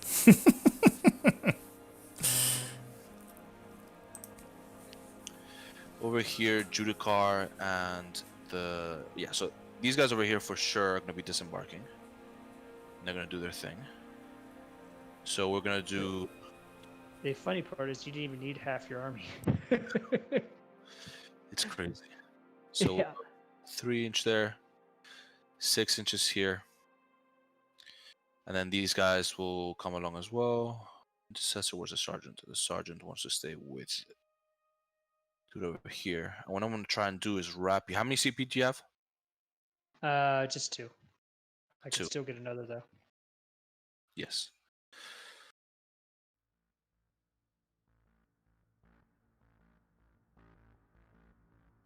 Over here, So what I could do is send this Contemptor here, touch this wall, pop the Chimera, put the Tempest here, shoot the guys, and then this Colexus. This Colexus wants to go and kill some Psychers, that's for sure. So we're gonna go there. We'll go, instead of going there, we'll go 7 to where he was. We're gonna go 7 to here and touch the barrier, just in case you can fit within 3 here, so I can shoot through it. I won't actually have true line of sight, so I won't be able to shoot that. So one Psyker will be safe, but the other one will die. We'll move the Contemptor. Oh, that's what we'll do. We'll put the Contemptor 9 here so that you can't disembark there. With true line of sight through there. Let's go fully touch. Is that really how the rules read? That you can just hug something and shoot through entire walls? So it's not supposed to work like that. It's obscuring. It's supposed to be like a forest, right? And if you're outside of the forest and you're shooting, you can't shoot through it. But if you go into the forest, therefore going into the terrain, you can shoot through it. Because this terrain has obscuring by touching it, I now count as in it. Yeah, it just you just treat it as true line of sight if you're touching it. Yeah, exactly. Okay. It's I don't think it's supposed to be like that, but that is literally how it goes. So we'll go 15 here. Go outside inch of view. Right there. Wouldn't have made him wouldn't have put holes in the wall. This captain it wasn't supposed to work like that. Shoot this guy here. So we'll move him 6 to here. Damn, I might not score any points in this game. I'm trying to deny. It's already got 9, so there you go. These Blade Guard can now move up. Let's wait. I played a game the other day where I almost didn't score any primary points. Also, I guess it is very difficult. Going second into an aggressive list in 9th edition could potentially just straight up lose you all your primary points immediately. Clean up this mess over here. Pretty gross. Yeah, we'll do that. Ragnar really wants to go and kill these things over here. Ragnar is gonna go on his own and kill anything he can. He's gonna go YOLO.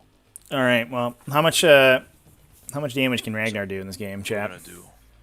Ragnar on his own is gonna try and kill 2 wyverns, or at least this demolisher. Where would I have to charge you, the Earthshaker? It's an actual vehicle. So he's gotta make base.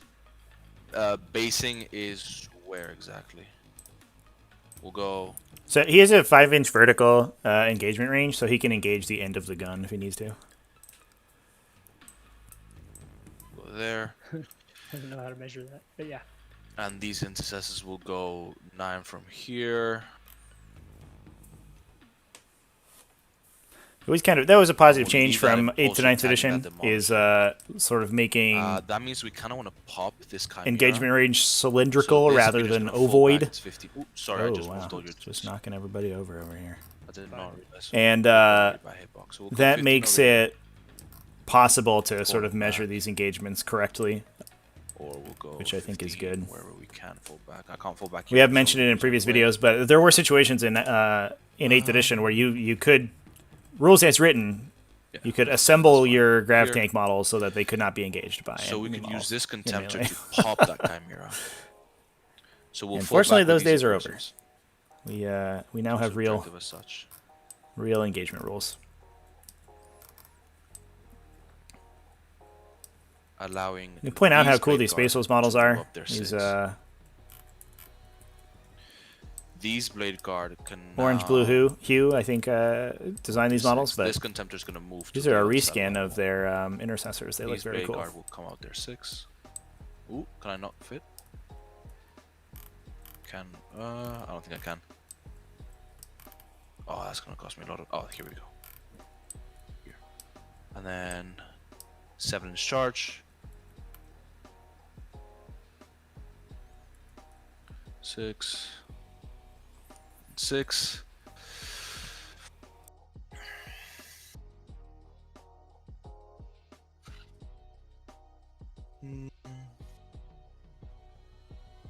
And then this speeder can move 15 to here.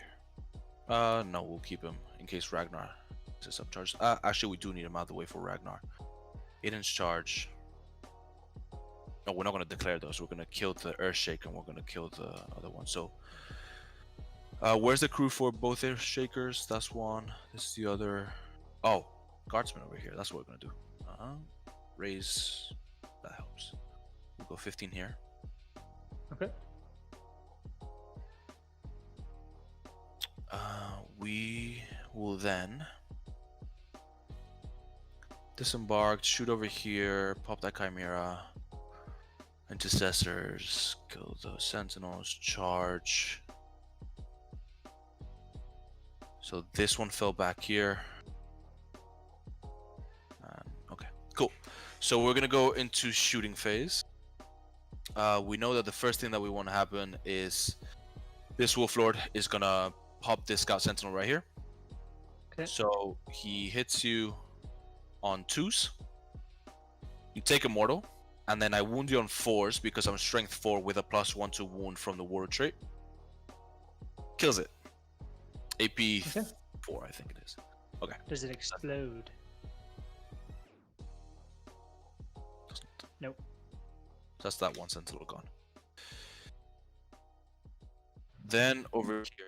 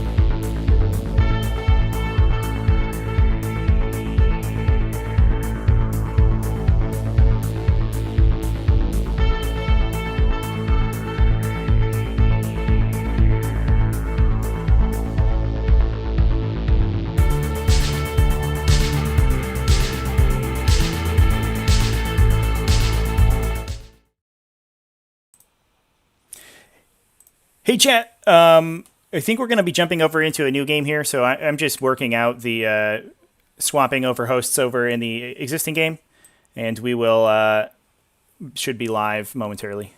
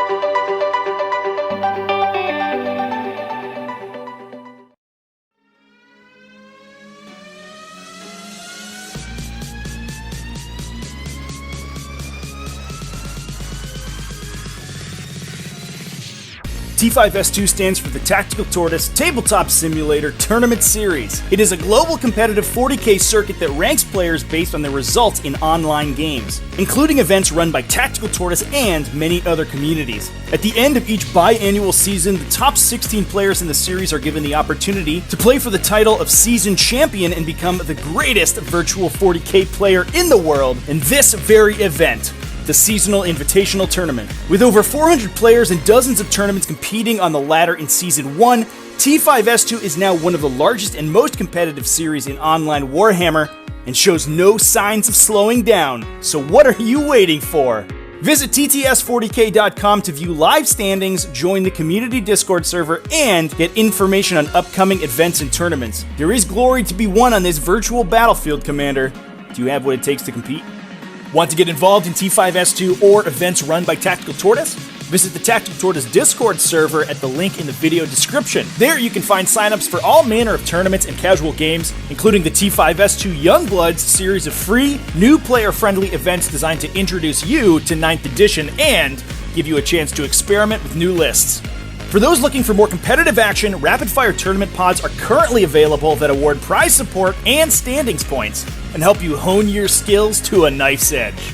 And remember to stay tuned for even more exciting events as Season 2 progresses, including team events, online GTs, and free weekly tournament pods launching shortly after the conclusion of this invitational on August 16th. Welcome to the community, and I'll see you on the battlefield.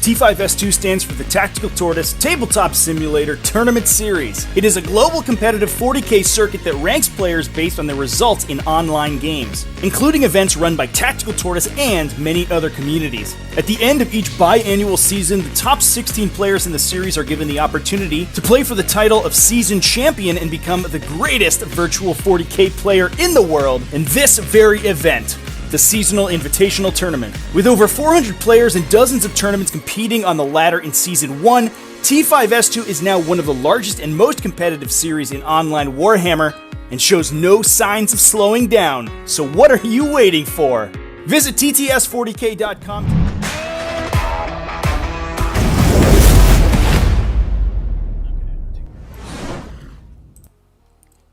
What's up, ladies and gentlemen? Welcome back to some more coverage of the T5S2 Invitational Group Stage. We are back up here in Group 2 with, this time we have Jack T versus Matt Green, who we've seen a couple times on the stream so far. Matt Green currently executing his rampage through the entirety of Group 2. And is currently 1-0 in the pot. Everyone else, or in the group, everyone else is 1-1. So everyone currently fighting for their lives in this particular group, and unfortunately, it's Matt's job to execute them, I think, at the end here. We did come in halfway through this game. The players already started, and they're using this other setup on the score sheet, so it's not going to be quite as clean as we usually have when I'm hosting the game, but that's okay. Hopefully it works out just fine. But we do have Grey Knights versus Adeptus Mechanicus here. Skowalki in the red over, that's Jack, with the Adeptus Mechanicus Headstrong in the blue. Coming in with the Grey Knights. Looks like Headstrong already spent all of his command points. We're down, looks like, bottom of round 3. And I'm getting a couple connection issues, but I don't think that's affecting the players at all, so we're gonna let it slide. Welcome back, everybody. I hope everyone is having a good time enjoying the streams. The last game, unfortunately, was a little disappointing. I was excited to stream the matchup, but the Space Wolves were currently running over the Escher Militarum pretty hardcore. But this game looks a lot closer. Looks like the Adeptus Mechanicus have come out of the gate swinging. With the first turn, scoring 15 primary points turn 1. Both players scoring 10 round 2, and round 2, and then scoring 10 round 3. And the Grey Knights obviously playing very conservatively early game in order to come back in later in the game and make up that deficit. Classic Grey Knight game plan here. That said, one of the weaknesses of Grey Knights can be these high vehicle count armies, where they sort of have to dump all of their CP into buffing their guns to have any chance of taking out all of these Adeptus Mechanicus vehicles, and they might have a little trouble, especially now that they're down to 0 CP. Looks like the players have both taken While We Stand, We Fight. That would be on, as we've seen before, Belisarius Call, as well as one of the Archaeopter Fusiliers and one of the Scorpius Disintegrators as well for Jack. And on Matt's side, that's going to be his brother captain, his Grandmaster Voldus, and I believe his chaplain are the 3 required picks for him. We also have Bring It Down, taken for Headstrong. Makes a lot of sense, given the number of vehicles on the other side of the table. Skowalki, unfortunately for Matt, able to take Abhor the Witch in this matchup, which is very powerful. Gives him 3 points anytime he destroys any one of these Psyker units, and an additional 2 if it's a character. So he is going to be able to really grind out a bunch of points from killing these Grey Knight units. Also engage in all fronts for Skowalki, which it looks like he has scored 2 points on for 2 turns. Very nice. You do a quick review of the lists as the players continue on. We have seen both of these lists on the stream previously, so they shouldn't be a big shocker. But Headstrong, who's currently active right now, bringing in 2 patrol detachments out of the Grey Knights faction. One has a 9-man strike squad, as well as a brother captain and librarian. 2 10-man paladin squads, one with 4 psi cannons, one with 4 silencers. And then a second patrol led by Grandmaster Voldus and a chaplain. alongside 2 5-man strike squads and an apothecary with warp shaping. Pretty straightforward double paladin bomb. A lot of times you see one paladin unit with kitted out entirely with stormbolters, so that you can use the Cybolt ammunition stratagem on them for the greatest effect. But one thing that you'll notice pretty quickly is that Edict Imperator makes it pretty easy to use Psychic Onslaught 2 times in a turn if you really need it, in order to buff up those silencer and psy-cannon weapons. And in addition, the Stormbolter paladins in each of those units kind of act as a blade of wounds for the heavy weapons if you need them to. You can also putting them into 10-man squads allows you to combat squad them if you need to, so you can split them into a unit of 5 Stormbolters and the heavy weapon unit as you see fit. So a little bit of optionality there for the paladins, but a very classic archetype that we've seen do excellent work in the past and all the way through 8th edition.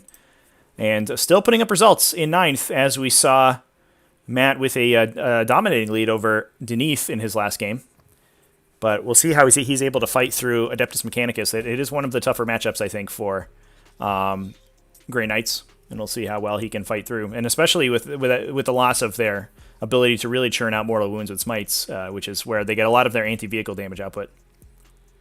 But it looks like we're just going to be playing cagey on Matt's side of the table. Extremely cagey. Going into round 4, Skauki grabbing an additional 10 points on primary. Is that 10 points? Should that be 15? It looks like they both have 3 objectives. There's a unit of paladins here I missed. Look at these guys hiding. On objective 4.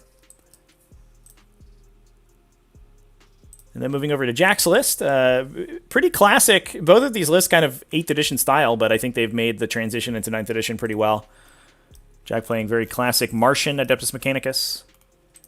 He's brought a single battalion detachment led by Belisarius Call and a Tech Priest Manipulus. It's bringing 3 units of Scutarii Vanguards to fill out the troops allotment. 2 of them have Plasma Calibers. 1 is just all Radium Carbines. Unit of Iron Strider Ballastarii, 5 Iron Striders in that unit to fill out some backline, to deal some backline gun shooting damage, as well as a unit of Tyraxii Skystalkers that gets to put into a Dune Rider and run around the table, and a unit of Cerberus Raiders as well, which all look like they have been dead. They have been killed. Not too surprising. I think that's a unit that Grey Knights are going to pull off the table pretty quickly.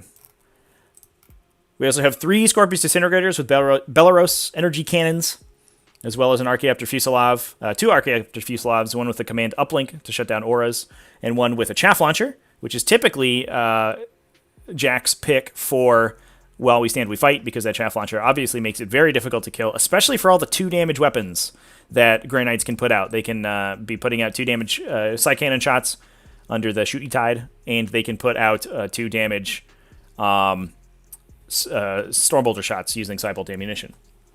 We also have 2 Scorpius Dune Riders to close out the list. One of them typically, I think, brings 2 Vanguard units with it. The other one gets those 10 Tyraxii hiding in there.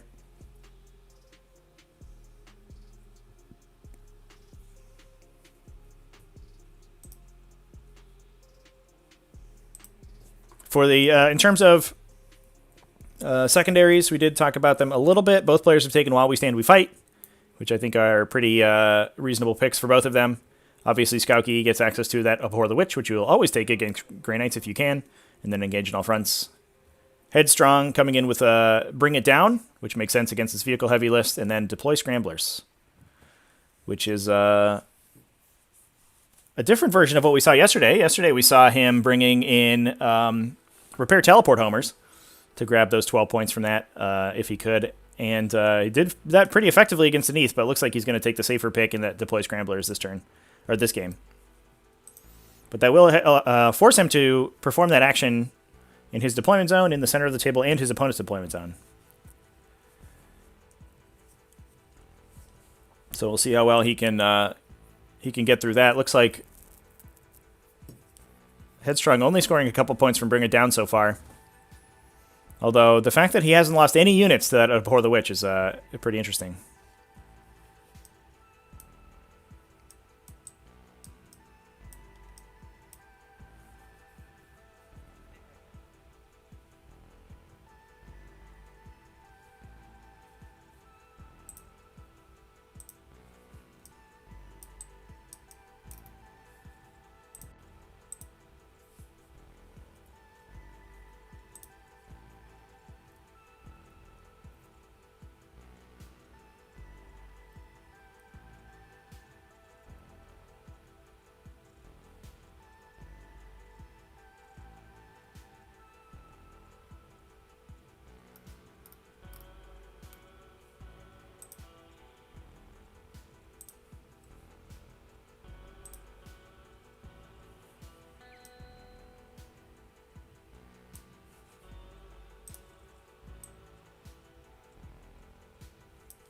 So it looks like Squawky right now deciding where he's going to end up with that plane.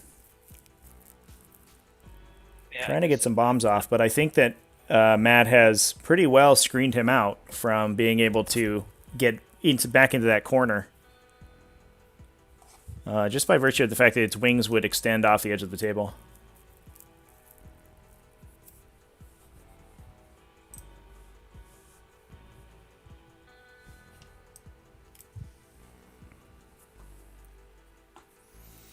So to get a total score right now, it looks like both players are at least Jack at the very least is angling for a max primary. He just needs to be able to grab 10 points on his round 5, which I'm not sure that Matt can really stop at this point.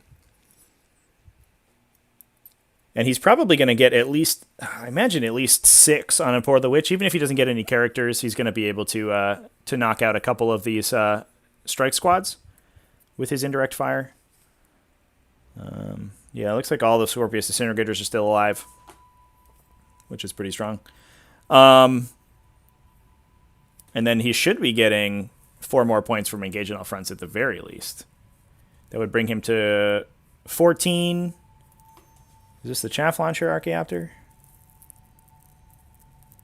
It is. Interesting. I wonder if this is a... Oh, and he's picked 2 Scorpius Disintegrators. Okay, so he actually hasn't picked the Archaeopter as his While We Stand. So he should get all 15 on While We Stand We Fight. Which would put him to 60 plus 14, 74 points. And then we'll see how many more units he can kill to pump up that Abhor the Witch score. And he may potentially be able to, if he shuffles this Scorpius over to this side. Maybe he's already moved it. He could grab another point on engage. So we're probably looking at 76 points, I think, from Jack. Is the bombs on the Paladins where this game is headed for him? I take 2 mortals.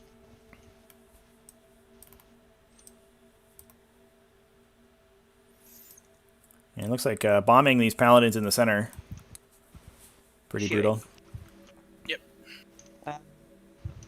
The 2 Ballistari that can see will shoot these Paladins. Yep. The other 3 will just shoot these Grey Knights at the back. They advanced, but I'll give them the +2 to hit. We'll do the +1 to wound. Actually, we don't need +1 to wound, really. Yeah, it looks like the Ballistari are going to be trying to knock out the strike squad. +1 to wound, and then Wrath of Mars. Oh, and I forgot to add my DP for the start of the turn, so I'll be on 4. Right, so 2 Ballistari into the Paladins. And looking over at Headstrong score, I imagine that he's going to probably only pull 35 from primary.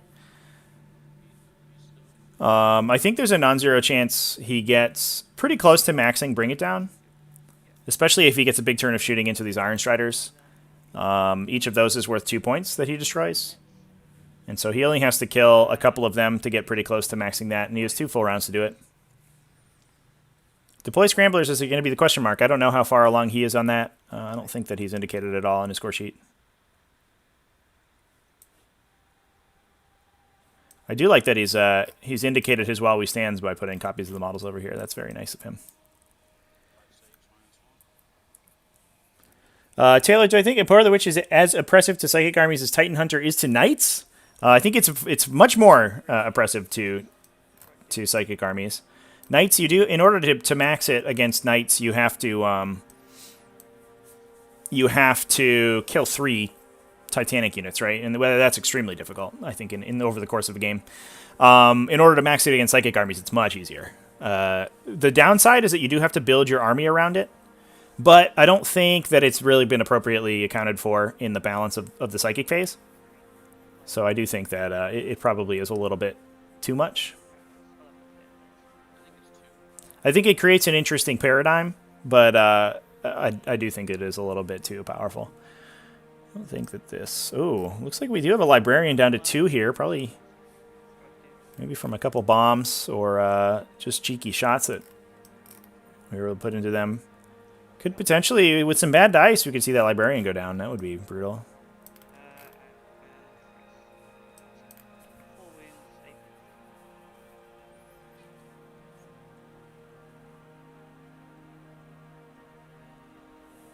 Oh, no, we're going to be going into the strike squads in the back. That makes a lot of sense. But a 35-point primary is really not where Headstrong wants to be in this situation. Although even if he maxes out his Bring It Down, he'll be at 50. If he maxes his While We Stand, he'll be at 65. Yeah, because all of his characters are alive back here. And then it's up to the deploy scramblers to beat out the 76 that we're looking at for that we're predicting, I think, for Jack. Looks like it's Jack's game to lose at this point. He does have dominating board control.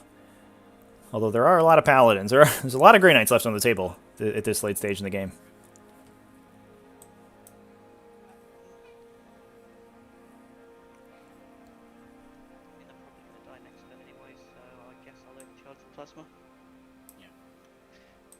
He kills himself, so that's cool.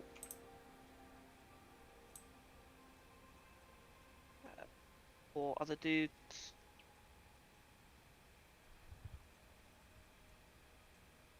Five hits, wounding on fives. Yeah, chat. Abhor the Witch is 3 points for a non-character psyker, and 5 points for a character. Good.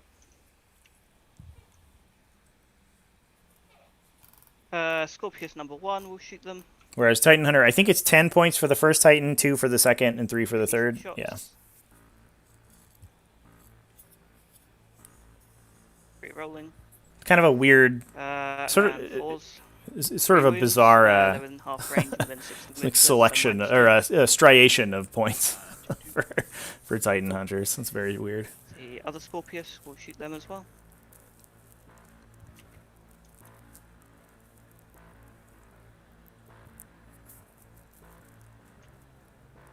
Rerolling. Pause. Just one.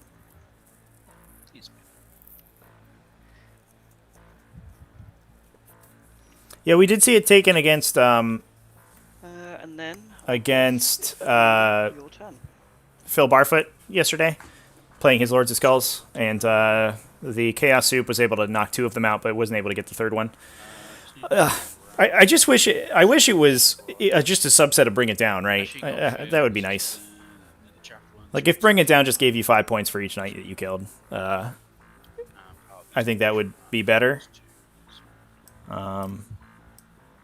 It is weird that it's like sort of its own thing. But I guess it does require you to have basically only knights for it to be eligible. But knights, honestly, you could probably play without a secondary that pushes knights. And you would be okay. I think the knight equivalent, like Titanic equivalent models are so terrible in the meta right now. I don't think it's necessary to let people score secondaries off of them. But like we've talked about a lot of times in the past, I do think that they should be good. The Alpha's leadership. There should be something in the game that penalizes these large sort of multi-model or multi-wound infantry units, which are becoming extremely prevalent. Yep. So give me the 10 for that. Yeah, add Valdor in the chat. Nobody's playing knights anyway. Yeah, it's they're not very good right now. Joshua Garcia with the subscription. Thanks, Joshua. Appreciate it.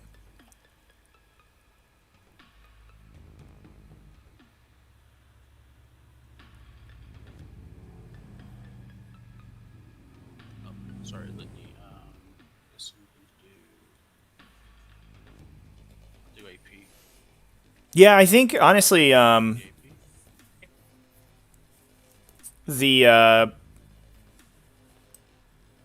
the secondary to kill models, I'm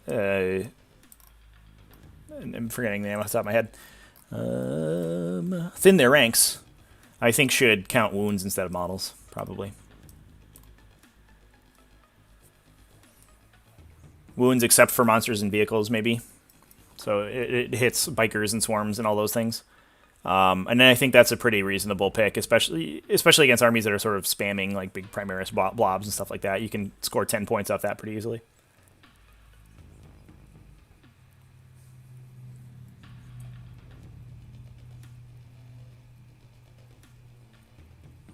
Yeah, Dragon Beef in the chat. Yeah, I agree with you there. One of the reasons that we're seeing some of these factions become so powerful is that there's no hate in the secondary objectives to fight them. And I think I'm looking especially at Custodes in that. And that's because none of their unit types really are targetable by any of those secondaries. No, they're not. They're not -2 to hit or anything. Alright, no -2 to charge. Yeah, Ed Valdor, check out this infantry model on the table right now. Why is Belisarius calling infantry? I assumed for the entire time I'd been playing 40k that he was a monster, but he is in fact an infantry model with his big old base.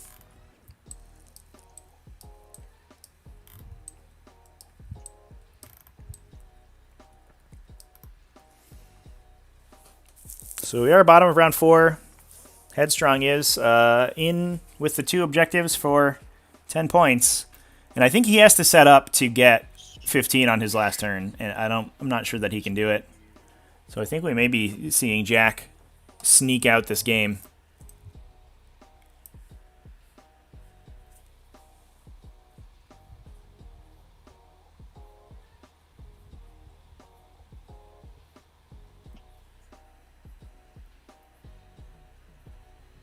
And then there's no like defensive strats for these chickens, right?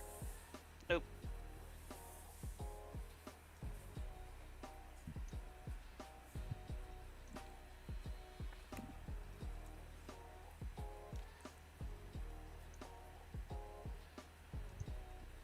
The downside is that this character blob from the Grey Knights, as soon as the Terminator unit leaves this objective, they become much more enticing targets, especially if this one, or I guess the Strike Marine won't block for them because he's only one model. So really the only thing keeping them alive is this big Paladin unit.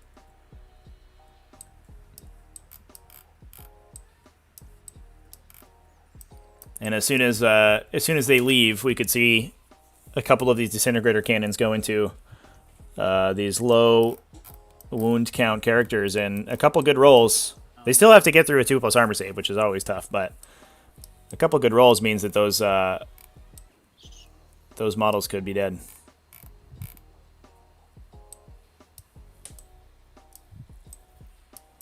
And those, obviously, each of those is worth 5 points on Abhor the Witch, so that's a huge swing if Headstrong ends up giving them up. So, not really sure what Headstrong's out here is. Anything that he sends forward to grab objectives with can just end up giving away Abhor the Witch points, and you end up losing out even more heavily. Pretty brutal.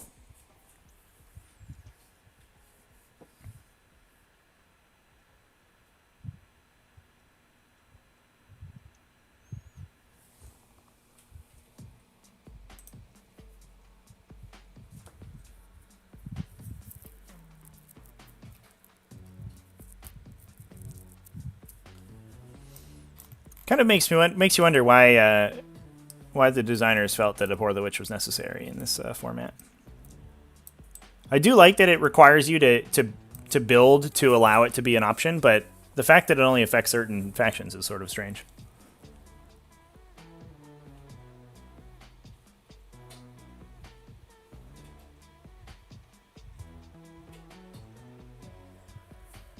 It's a good point, chat. Definitely having Bring It Down on the table for the Grey Knights is a big deal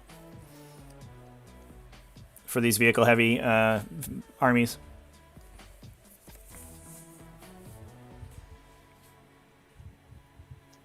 Yeah, imagine if you're playing into like Custodes and there's just nothing you can pick to counter that Abhor the Witch pick.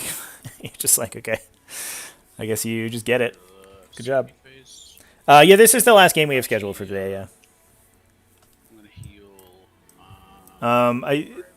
We had some games on the schedule for tomorrow, and I'm supposed to be on with the Tabletop Titans folks from the Tabletop Titans YouTube channel, obviously. But there was a couple games got rescheduled, and I'm not sure when they're going to be changed to. So stay tuned to the schedule. I'll post up in the streaming schedule on the Discord channel as well once we know when we'll be streaming tomorrow. But we should have more games tomorrow, I imagine. Yeah, I don't think there's anyone interesting with him. Okay, there's that dude. Yeah, we'll take 2. Okay. Next, I'm gonna do the Justicar from the strength squad. Looks like we're sniping or smiting into the Archaeopter. Try to take it down. Should be an easy kill for the Grey Knights. Next, I'm gonna do Voldus. Kill Smite. Yep. Yeah, it was nice in ITC playing Grey Knights because they could deny you so many points, but they couldn't deny you like Gangbusters. Like you would always automatically max out Gangbusters against them. That was my 3rd Smite. So. But there's nothing equivalent like that in this. I guess besides a Pour the Witch, obviously. Smite. Doesn't go off. But the same for Custodies. Custodies a lot of times would just give up Gangbusters off of their jet bikes. In 8th edition, and in 9th they don't give up any points. Okay.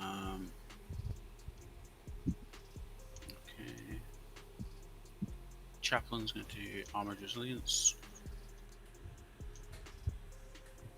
Yeah, unfortunately, the design of the action secondaries it was a big miss on GW's part. They certainly vastly overestimated how powerful those actions would be, and even the psychic actions as well.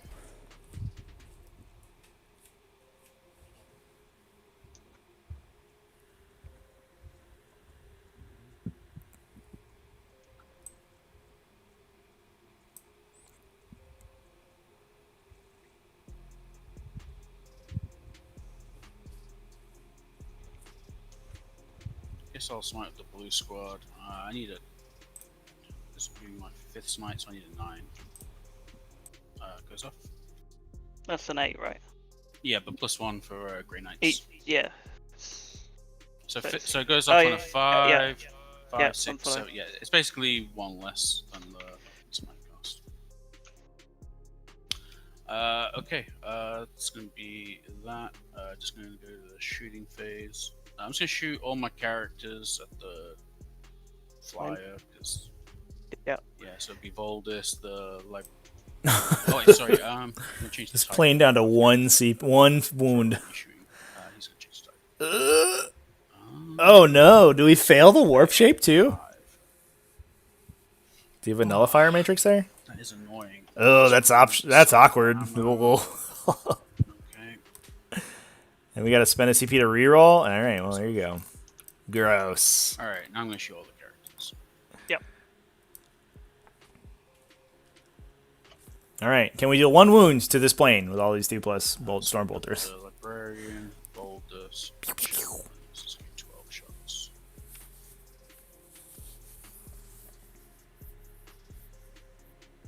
Hitting on 3s, 1s. All right, good hits. Let's roll a bunch of 5s and 6s. There's 4. Should do it. Hey, got it. Do you CP reroll that? Yeah, you 100% do, right? 6. He's not. But yeah. We're not gonna CP reroll that explosion or that armor save. Oh. Oh my god. Oh, it could blow up though. Oh. Okay. I guess I'll do the brother captain first. Only 2. He survives. And Voldus will take 3. Not that it really matters for him, but bit of a clench moment there, I think, for Headstrong. Oh.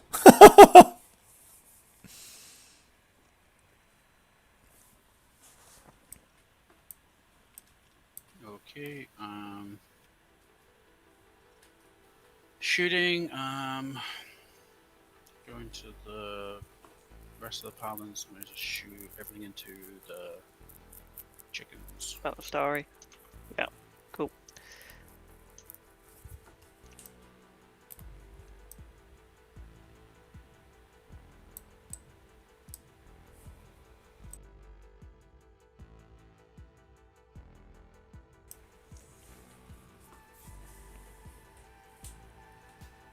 That 1 TP, you almost want to Fury of the Forsworn So it's 8 minus 2. 6 at up that in buns. 5 go through. Damage. Flat 2.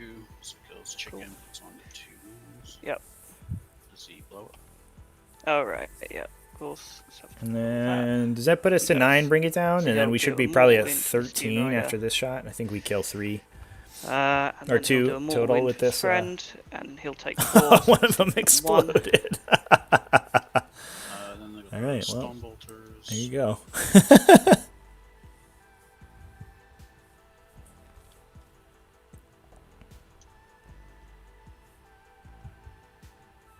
Having to spend that CP to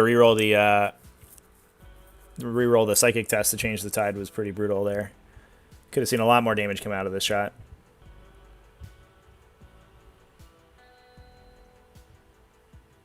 Take Ooh. 5. That does actually kill up. No. So kills the second one, almost a third. He takes 4, he's down to 2. Interesting. All right.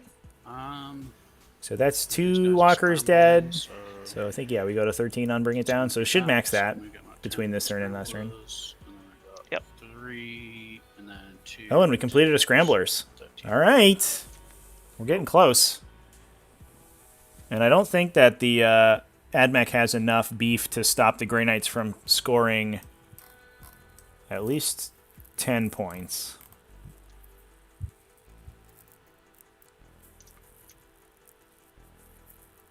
On primary, on the final turn.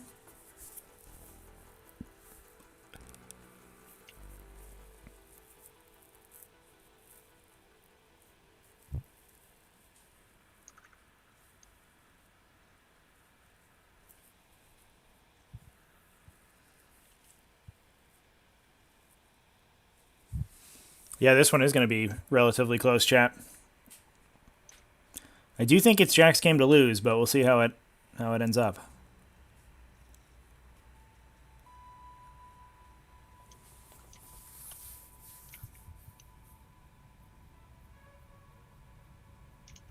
I wonder if Grind Them Down could have been a decent pick too. I guess probably not. If you're losing strike squads. The Grey Knights have a tough time killing more than one unit, I think, in this matchup at a time.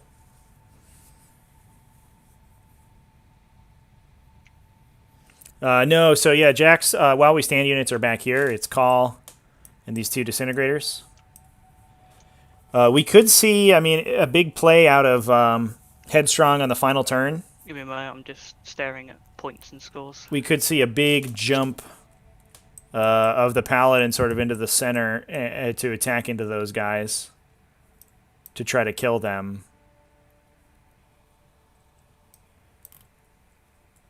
Because even one of those While We Stand's targets, it may be enough to swing the game, to be honest.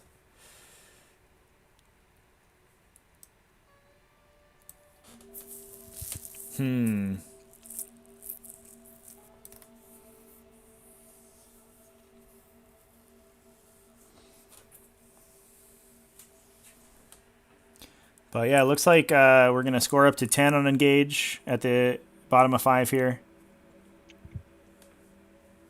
Assuming he gets 15. I don't think there's any more of Whore the Witch he can score unless he... maybe he can... He'll kill this one guy, so he can kill that. Assuming he scores 6 on a Whore the Witch, which is possible. Yeah,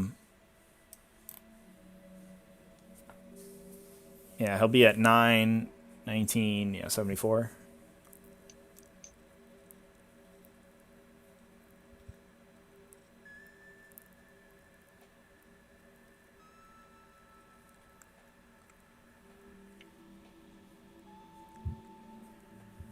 Right, yeah, chat, yeah, you can leave the characters alone on the last turn, for sure. And I also like this play. I mean, Jack obviously sending his Skitarii Rangers up in the center here to grab engage on all fronts, but it also means that any smites going into them will... any smites that are trying to go downrange this way with that Brother Captain are going to go into this Dune Rider, most likely. Unless the characters can jump over to this side and smite that way to try to pick it off. Not that Dune Rider, I think, is particularly valuable right now. Okay.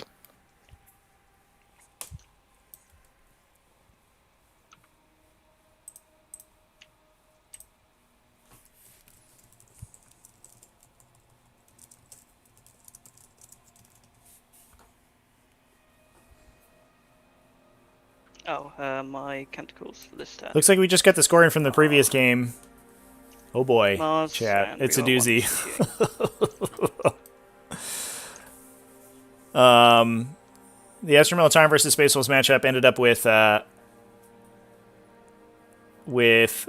final score of 90 to the Space Wolves, max primary and all secondaries, This will give plus to a big old strength 12 on the side of the Astra Militarum.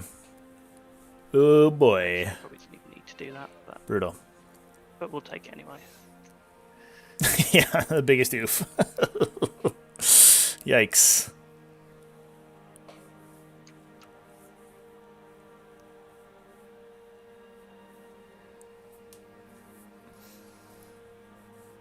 That is a score for sure. But I think as soon as two tank commanders went down on the bottom of on the top of, or the bottom of one, I think we saw the writing on the wall. Yikes. Yeah, that was a brutal one. Hopefully, Tomb King can rally and come back in his subsequent games. Certainly not over here for him yet. This is effectively a double elimination, but he will have to put up some good results to get the tiebreakers he needs.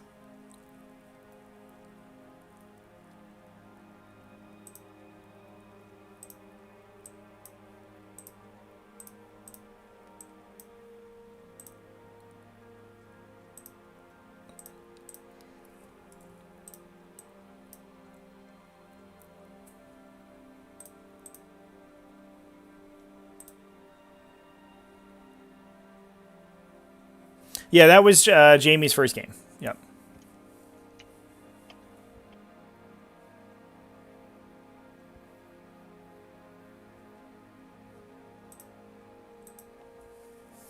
Yeah, Group 4 is just about kicking off this weekend, effectively. And we should see more games from Groups 3 and 4 this coming week.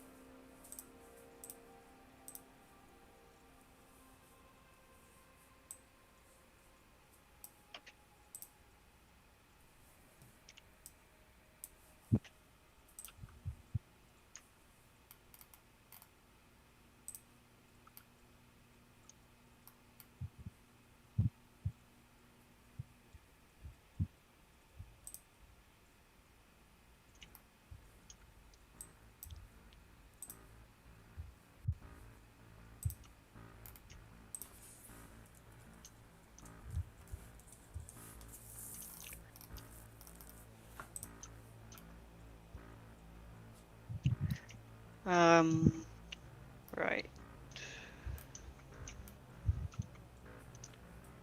Okay, shooting. The Ballistari will do +2 to hit, +1 to wound, and Wrath of Mars. So it's all my CP gone again. And then the two that can see will shoot those two paladins. Do I redoubtable defense? I could just die to the moles. So these guys are going to be hitting on Considering threes. -1 damage on Mortals this foes. Paladin squad on Objective 4. It's a big consideration that probably knocks you off of Sidebolt last turn or Psychic Onslaught. Although you could Imperial Domination to grab another CP potentially. I'll let it go. Yeah, we're just gonna do it. I think that's the right call. Saving those CP to deal damage. I don't think much 7 saves this unit of Paladins. 2 mortals and 5 wounds at -1.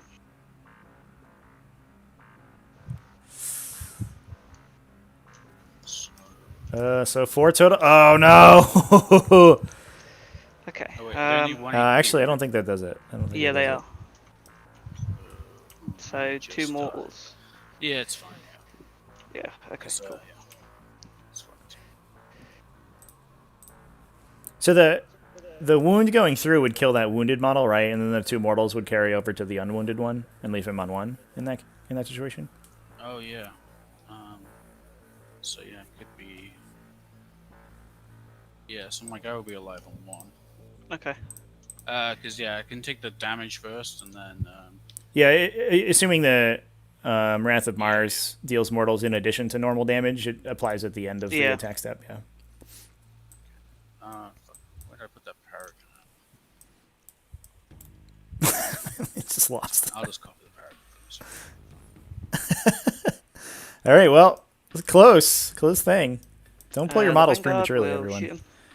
All right, we're gonna see if we can get him with a radium carbine, but I think a Scorpius Disintegrator may go into that guy and kill him. Oh, I've totally screwed that up.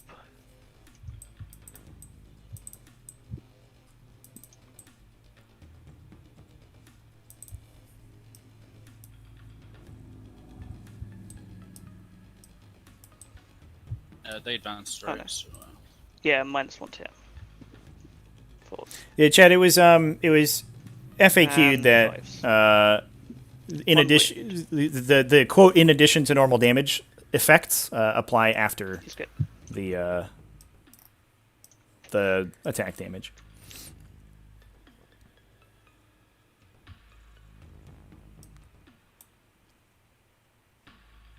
The Scorpius is going to shoot that one orange dude at the back. copy.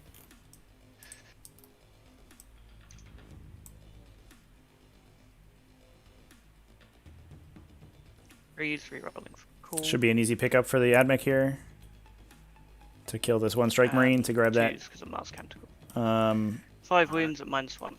3 ups. Interested to see as to why this Dune Rider didn't clip around the edge And here then the other one is going to shoot that paladin. to shoot everything into Okay. him. Just a bunch of stubbers into those that Terminator could have been the difference here.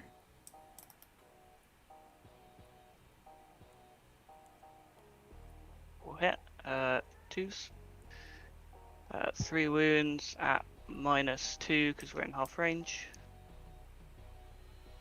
Okay. Is this the last thing that can shoot him? Yeah. Because this is probably with the reroll. That's 3 points. 2 failed saves, but he was on 1 wound. Yeah, because these guys can't advance, right? Not charge, but he's failed 2 of his saves, so even if you CP reroll But, one of them, he'd still die. I've got 2 up, right? Yeah, Oh, sorry, you have the extra. I'm -2 because I'm in half range with the Manipulus. Do you get both? Because I thought you took the range. Yeah, you take, so the Manipulus has an ability where he can give out extra range or extra movement, and then the Warlord Oh, trait okay. gives extra AP Okay, or okay, fall back and shoot. Okay. Yeah. Okay, that's cool. Sorry, I Okay. thought you didn't. That's alright. Okay, and then that ends my turn. Alright. Gain CP, 10 primary.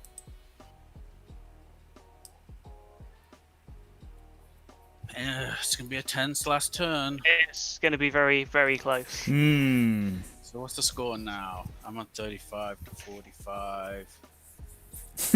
I got 50. So unless his characters kill themselves, we should max that while we stand, 35, right? 45, 58. to Brother Captain 65, Chaplains, yeah.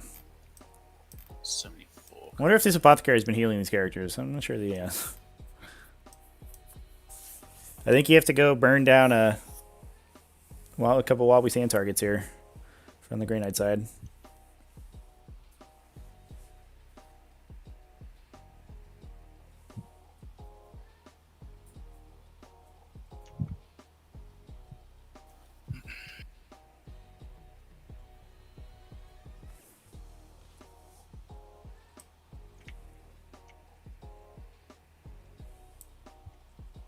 So, just need to...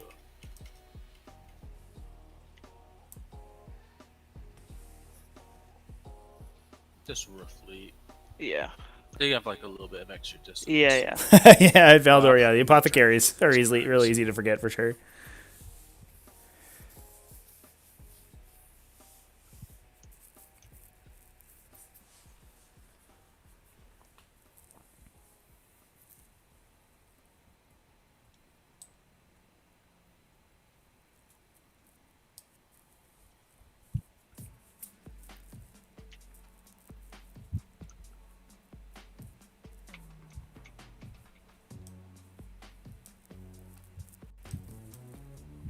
Pretty reasonable coverage from the Admech screening here to try to stop those paladins from getting a solid shot into the Scorpius, but I think that one is still available.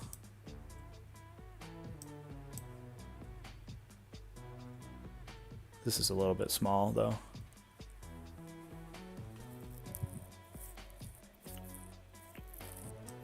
Yeah, I'm not sure that these auras off of the tanks are particularly accurate. I think they're measuring 9. Yeah, they should be oblong. So this is probably still a reasonable place to drop, to be honest. I think this distance looks pretty close to being correct. So I think you have a spot next to this area terrain that you could drop those paladins in and get all the Psy cannons into one of the Scorpii and try to kill it.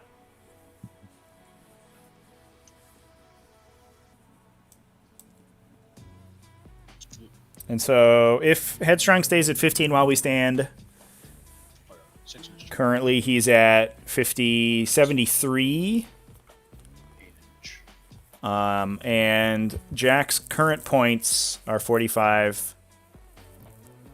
Currently he has 64. But he has 15 while we stand points on the table. So if he kills one of the vehicles, the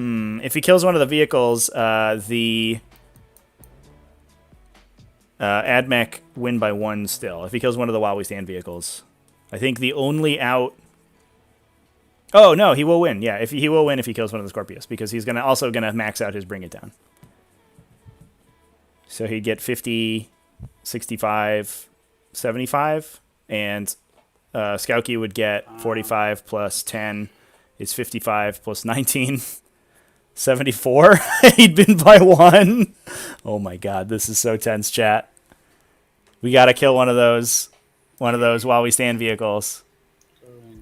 Oh!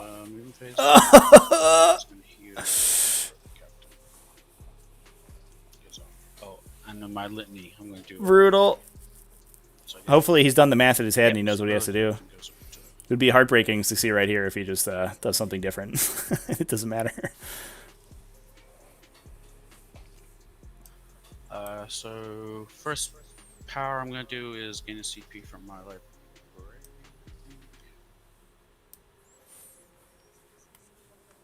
All right, up to 2 CP so we can CP. Yep. We can Cybolt. He's then going to do shoot, move and shoot.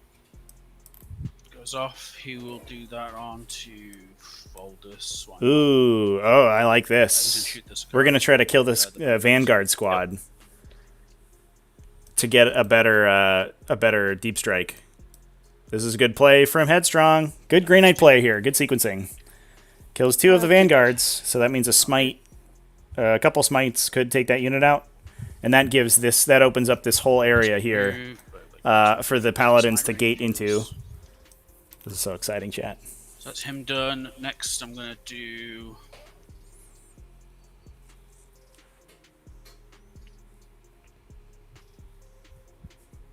I'm not gonna change the tide from shooting tide, so I might as well just do the apothecary.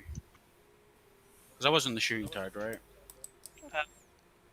No, you're not. Yeah, I swapped from smite. Yeah, I smited the plane, then I swapped. Looks like he did end up healing the brother captain with the apothecary. Thank goodness, that would have been awkward. So yeah, it's gonna be 1 damage smites. So apothecary is gonna smite.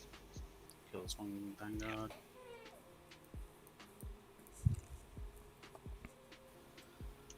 And then do any of these other powers even really matter other than Voldus's? Probably not. So I guess the chaplain will smite because armor just.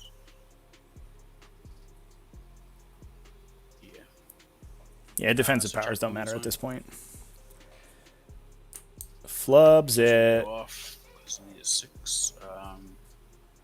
Oh, are we CPing the smite right now? Voldus is going to do Astral. Alright, here goes Voldus. I'm ready for one of these characters to perils and kill itself and like kill 7 of the characters and just lose the game. Just blow up the entire character bomb here.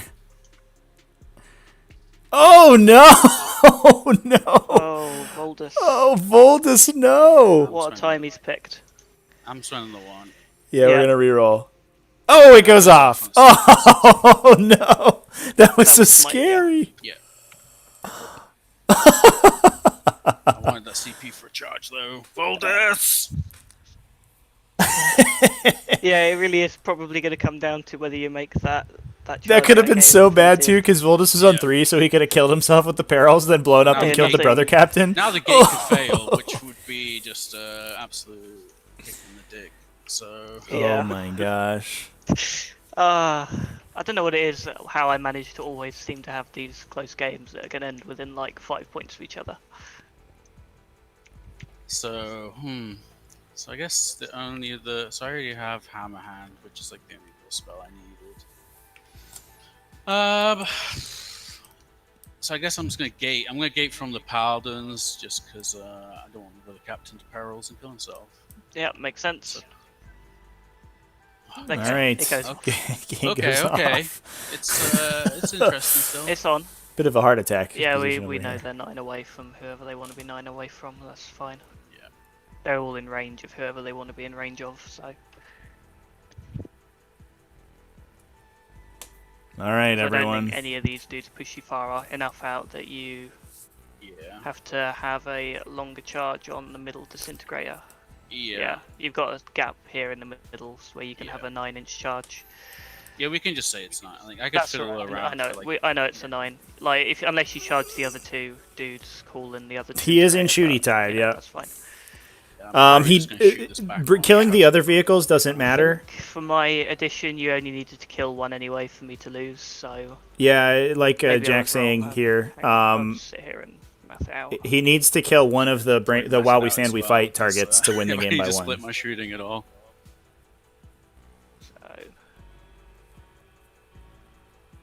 So I'd get to bring it down as well. yeah. total. Yeah. So that would put me at 30, 45. Yeah, they're doing the math now. 80. Put me at 74. Okay. So as long as I kill 1, I think I've got it. By 1 point, if I kill 1. Holy shit. yeah, the player's doing the math now. He needs to just dump See, I into think- one I Scorpius think if I and just kill super one, duper I've kill got it. That's all he needs to Wait. do. No, you're on 75, right? Yeah, and you're on 74. Oh, right. Yeah.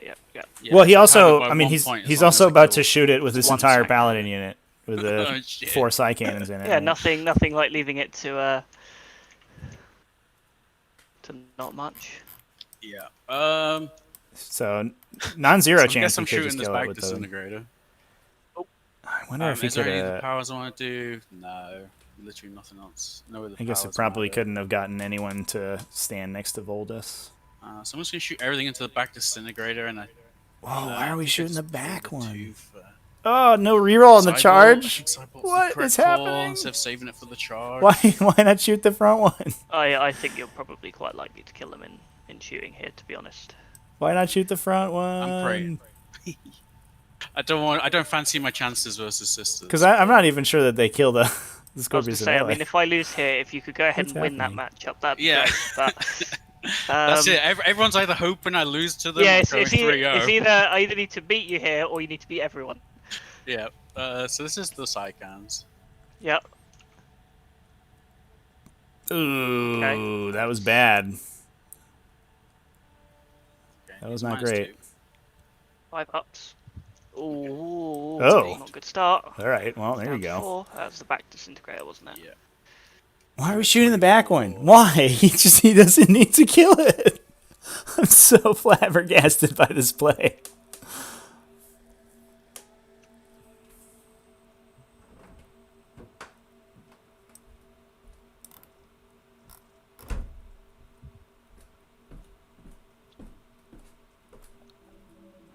Okay, he's dead. Okay. I think we can probably. I think that's it for Headstrong. Well, Oh. I'm gonna roll the charge. Just You go for it.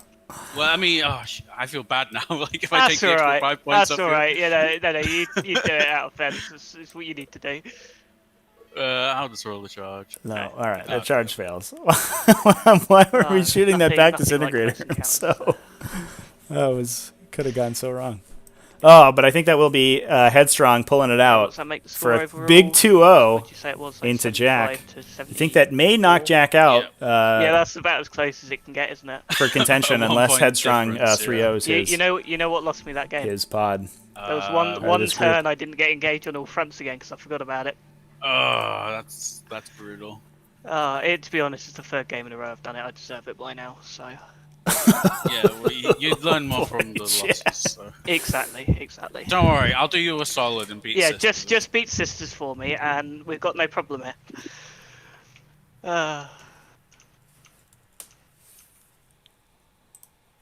Yeah, I think I should have chosen second, to be honest. Just shove the Raiders midboard so you still can't gate into either of the two ruins. The ruins. And then, because at least with this on this side, you can't hold two objectives and hide. Yeah. Because this isn't obscuring this. This was. Yeah. And I barely did anything with my first turn anyway, so. Yeah. I played out like a few because I could still. So you screen me out with the Raiders, but then I just shoot in the Yeah, psychic phase, exactly. and you could still You can create gaps, but. So Yeah, then I I could think gate one forward with Astral Aim, and then I could still shoot like into True. your. And then I just True. like try and kill your disintegrators or whatever, or I just shoot your disintegrators and maybe go for like a 9-inch charge. So the first turn could have been super swingy if I got first. But Yeah, because it's hard because I cannot kill paladins at all. When Yeah, you get when you get the -1 wound, -1 damage stuff up, it's like Yeah. cool. I do 1 wound maybe if I'm lucky. I And knocked out the disintegrators, and I was like, oh god, these do terrible. oh, they're so terrible against Grey Knight stuff. Literally all I have in this game is the 2 planes. But with the way you split up, in 3 planes, like holy shit. With yeah, with the trap launchers, oh my god, they're gross. yeah, I found the command uplink to be just helpful in a few matchups where you play Yeah, the Death Guard Admech had the like, +1 okay, AP cool, you at can't reroll extra 1 range. for It actually 2s, netted or them an it's extra not Abhor the gonna Witch mean point when they anymore, killed that and stuff Paladin like over that. here. Otherwise, I'd run the other one with Chaff, and also I need another 20 points. But yeah, I mean, it's about as close as it gets, really, that game. Yeah, it couldn't have been any close. Down to the wire. Yeah, that was I mean, a nail biter, guys. all of my games have been within like 4 or 5 points, so. I was scared after took my objective from me, Tom. Like, Yeah, turn 2 when you got the 5-point turn because the Vanguard came out right onto this objective. yeah, I just kind of. Yeah, I felt fairly happy about that. Yeah, you rolled a 6 on the advance, and I was like, That does help. That could If have been the nail in the coffin. I was like, that's 6. But Yeah. it was like, oh, yeah, if I lose If the I game, hadn't done that, I'd have got the other squad out and tried it again, and then CP re-rolled it. Because the way when somebody starts hiding in the ruins, you're in for a close game. Because of the nature of the scoring is everybody gets 10 points for 4 turns pretty much. So His hero power was living for the entire game. Yeah, I just could not kill those like 4 paladins. Like the second they go to low models and the bombs get like 4 dice, it's like, well, I got fortunate because like once I gated them, you kind of shuffled everything this way for a turn. Where if you would from the start, I think then yeah, maybe I think you're right. Earlier, which would have stopped me with the I was scramblers. just But so worried about you coming in, gating, getting a multi-charge off on all 3 of my while we fight targets, and then I'm like 15 points down. Although I suppose at the end of the game you went ahead and did it anyway, so what difference would it have made if you'd gone for it earlier? yeah. Oh, I almost screamed when Voldus rolled that double 1. I was like, oh, Voldus, please. I was like, oh yes, Voldus, do it, roll that double 1 again and kill yourself so I can get like 10 points out of it, please. Oh yeah, if he killed himself with the smite, and then or the plane blowing up, killing the brother captain. I was like, he lived on 1 wound. please roll the 3. Please roll the 3. Like, I was like, oh shit, he's got a blow up strat. Oh god. Otherwise, Yeah. I would have done like 4 inches that's away. why I was measuring it for here, but I was like, yeah, but you just move your characters 6 inches away from him and have the paladins, because I thought I mentioned it earlier when I had the plane over here. I was like, oh, there's nothing interesting. I'm not going to blow him up. Well, I thought it was just like, oh, it's just like I'm just gonna. And I was like, oh, okay. Yeah, but yeah, I'd love to have killed that brother captain, man. That would have been great. If only you could still CP reroll the mortal wounds from that explosion. I so would have done. Yeah, I mean, you played it. Yeah. You played it solid. Like, How Grey Knights play. It's kind. Grey Knights are in a really weird position where we're really tough, but just holding multiple objectives. Like these are. I wish there was like the 4 objective maps, and I'd be so much happier. yeah. 6. I'm like, oh god, I six was I objectives. was I was really hoping you'd give me the strike squads like just even slightly more easily. I was like, okay, get rid of them. Then the paladins actually have to come out and do something. I think this again plays. It's really true. I really still feel like I should have taken second and just deployed everything in like or most of my shooting in this corner. So even if you want to gate the paladins here, they're gonna eat a lot of shots. But it kind of depends. Like even if, well, I guess if you deploy, I'm still obscured from most. Like it's tough. yeah, Like I said, me, I probably wouldn't have taken deploy scramblers. I would have gone for maybe raise the badness or something. I don't know. Picking second is just fucking dumb. yeah. So, I was expecting to like, get more on Abba the Witch for sure, but well, that's the one thing I like about this unit. This list is because I've only got the 2 5-man strike squads. yeah, you don't actually give Really? up too many points for it. Yeah, it's kind of why I've got like the big squad.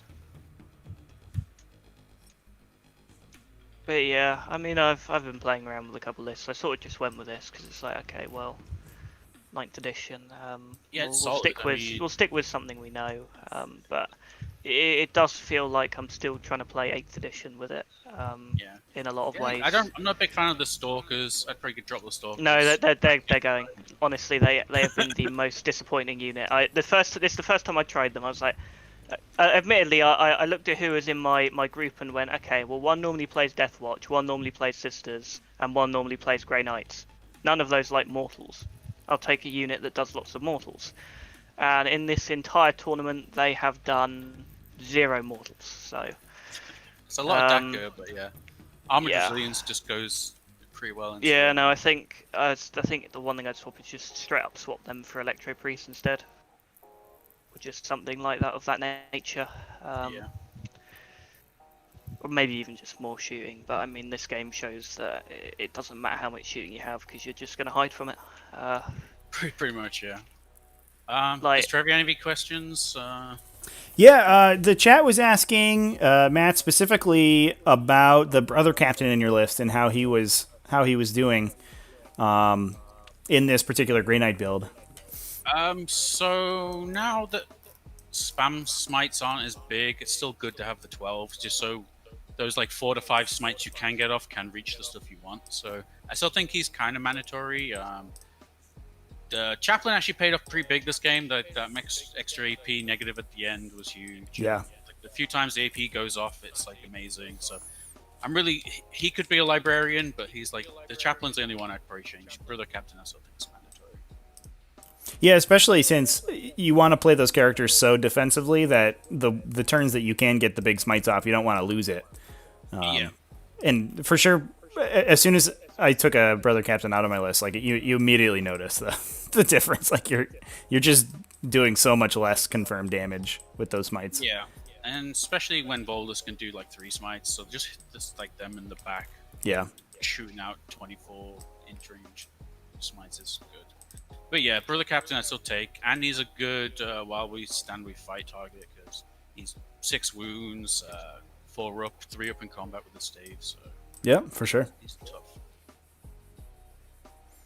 Cool. So I missed the start of the game, but it seems like the Adeptus mechanic is pushed pretty far forward.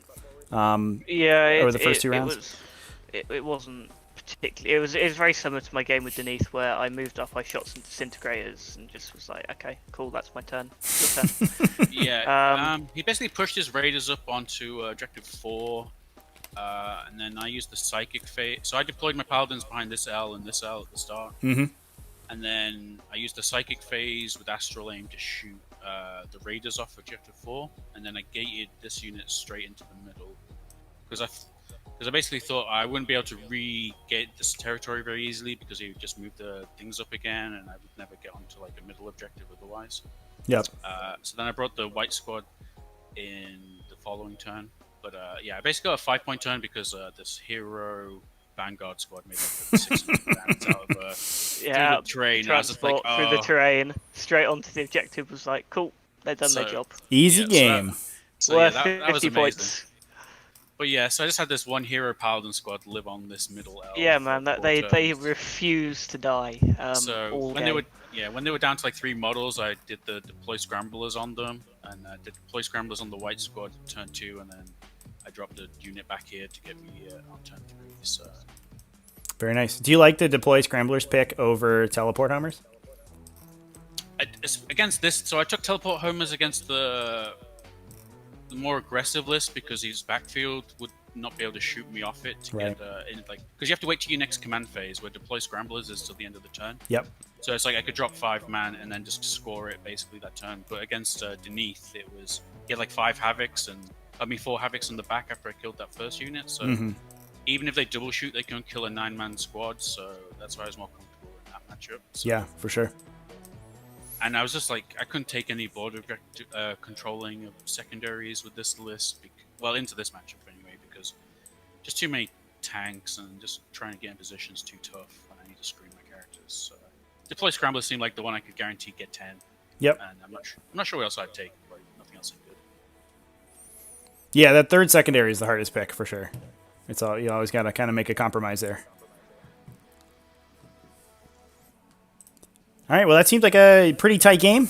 Oh yeah. I hope it was a good time, but yeah, that was that was exciting to watch at the end there. I think we were pulling our hair out in chat.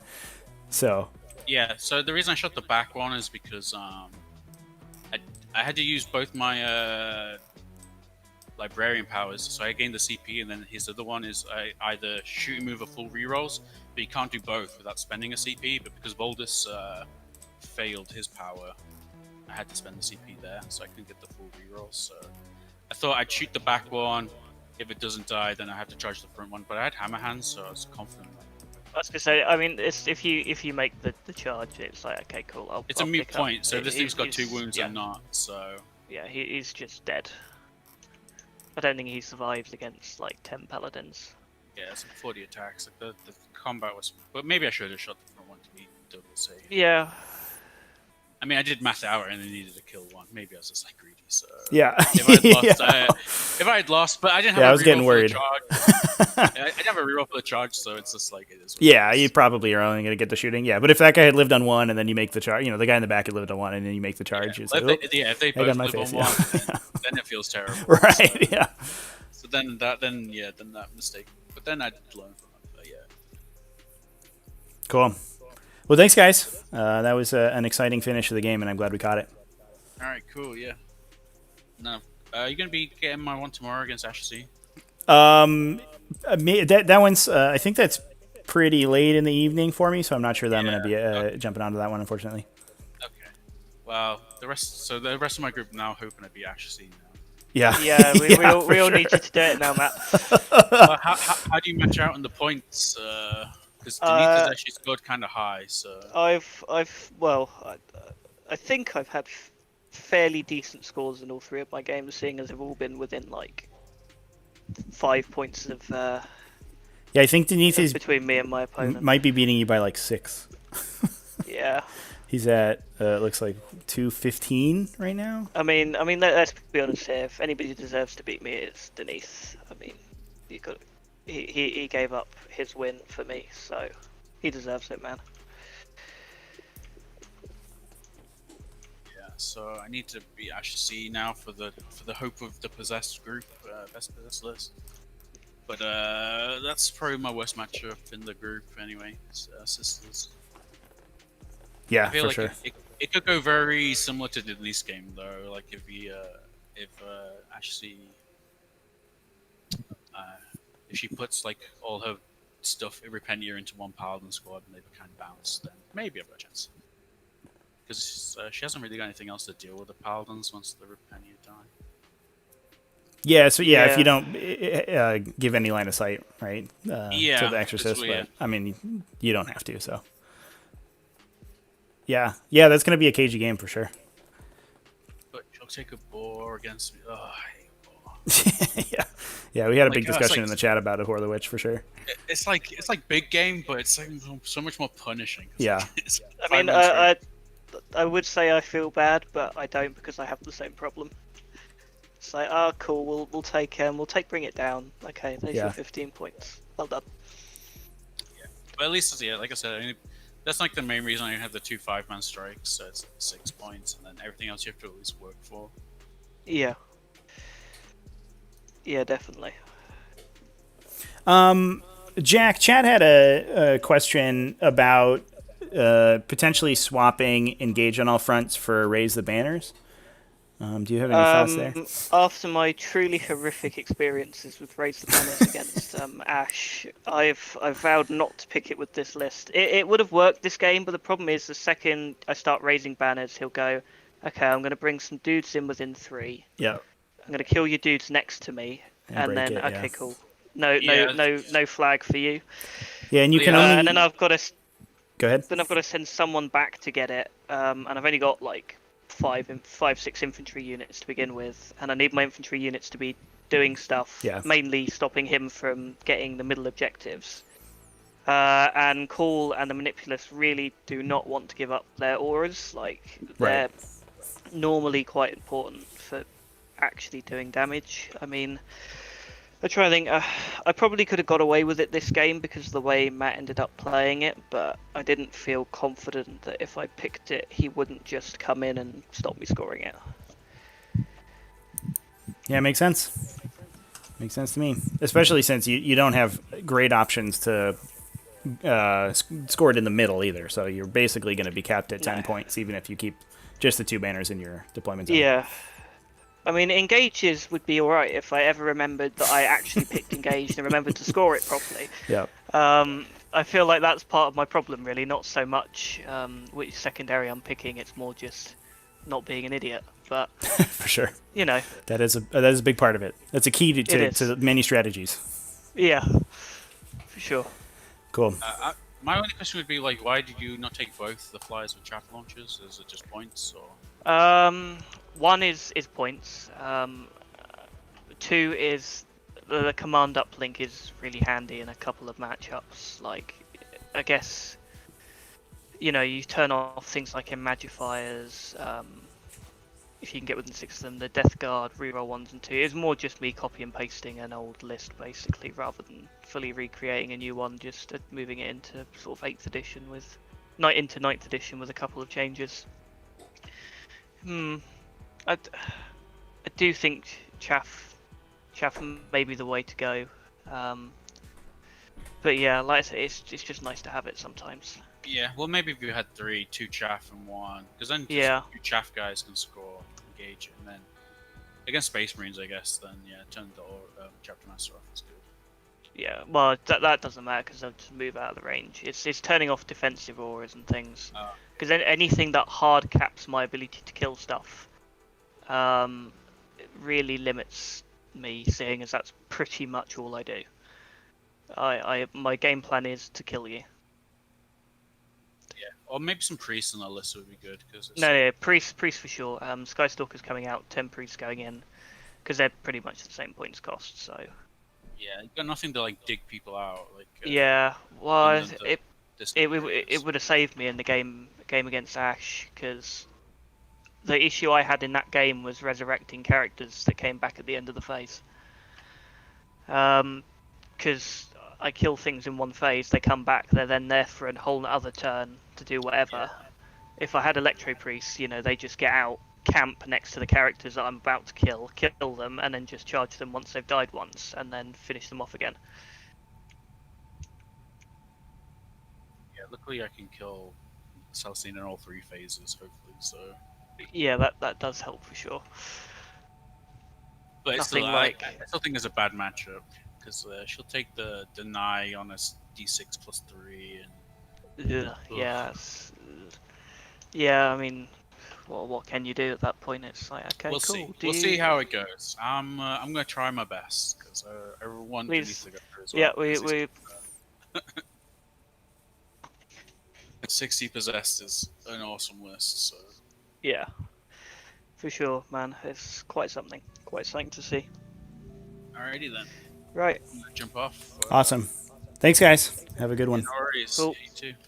Bye. Okay, chat. That's going to be it for us today. Stay tuned in the stream schedule on the Discord server, and for when the stream gets updated in the on tts40k.com/invitational. A couple of the scheduled games for tomorrow got moved around, and we'll have to reconnect and find when those are actually going to be happening. So stay tuned for that. Hopefully we'll get some games on tomorrow as well, and we'll be live basically all next week with coverage from the T5S2 Invitational. So thanks again for watching. Have a good weekend, everyone, and keep it classy, folks.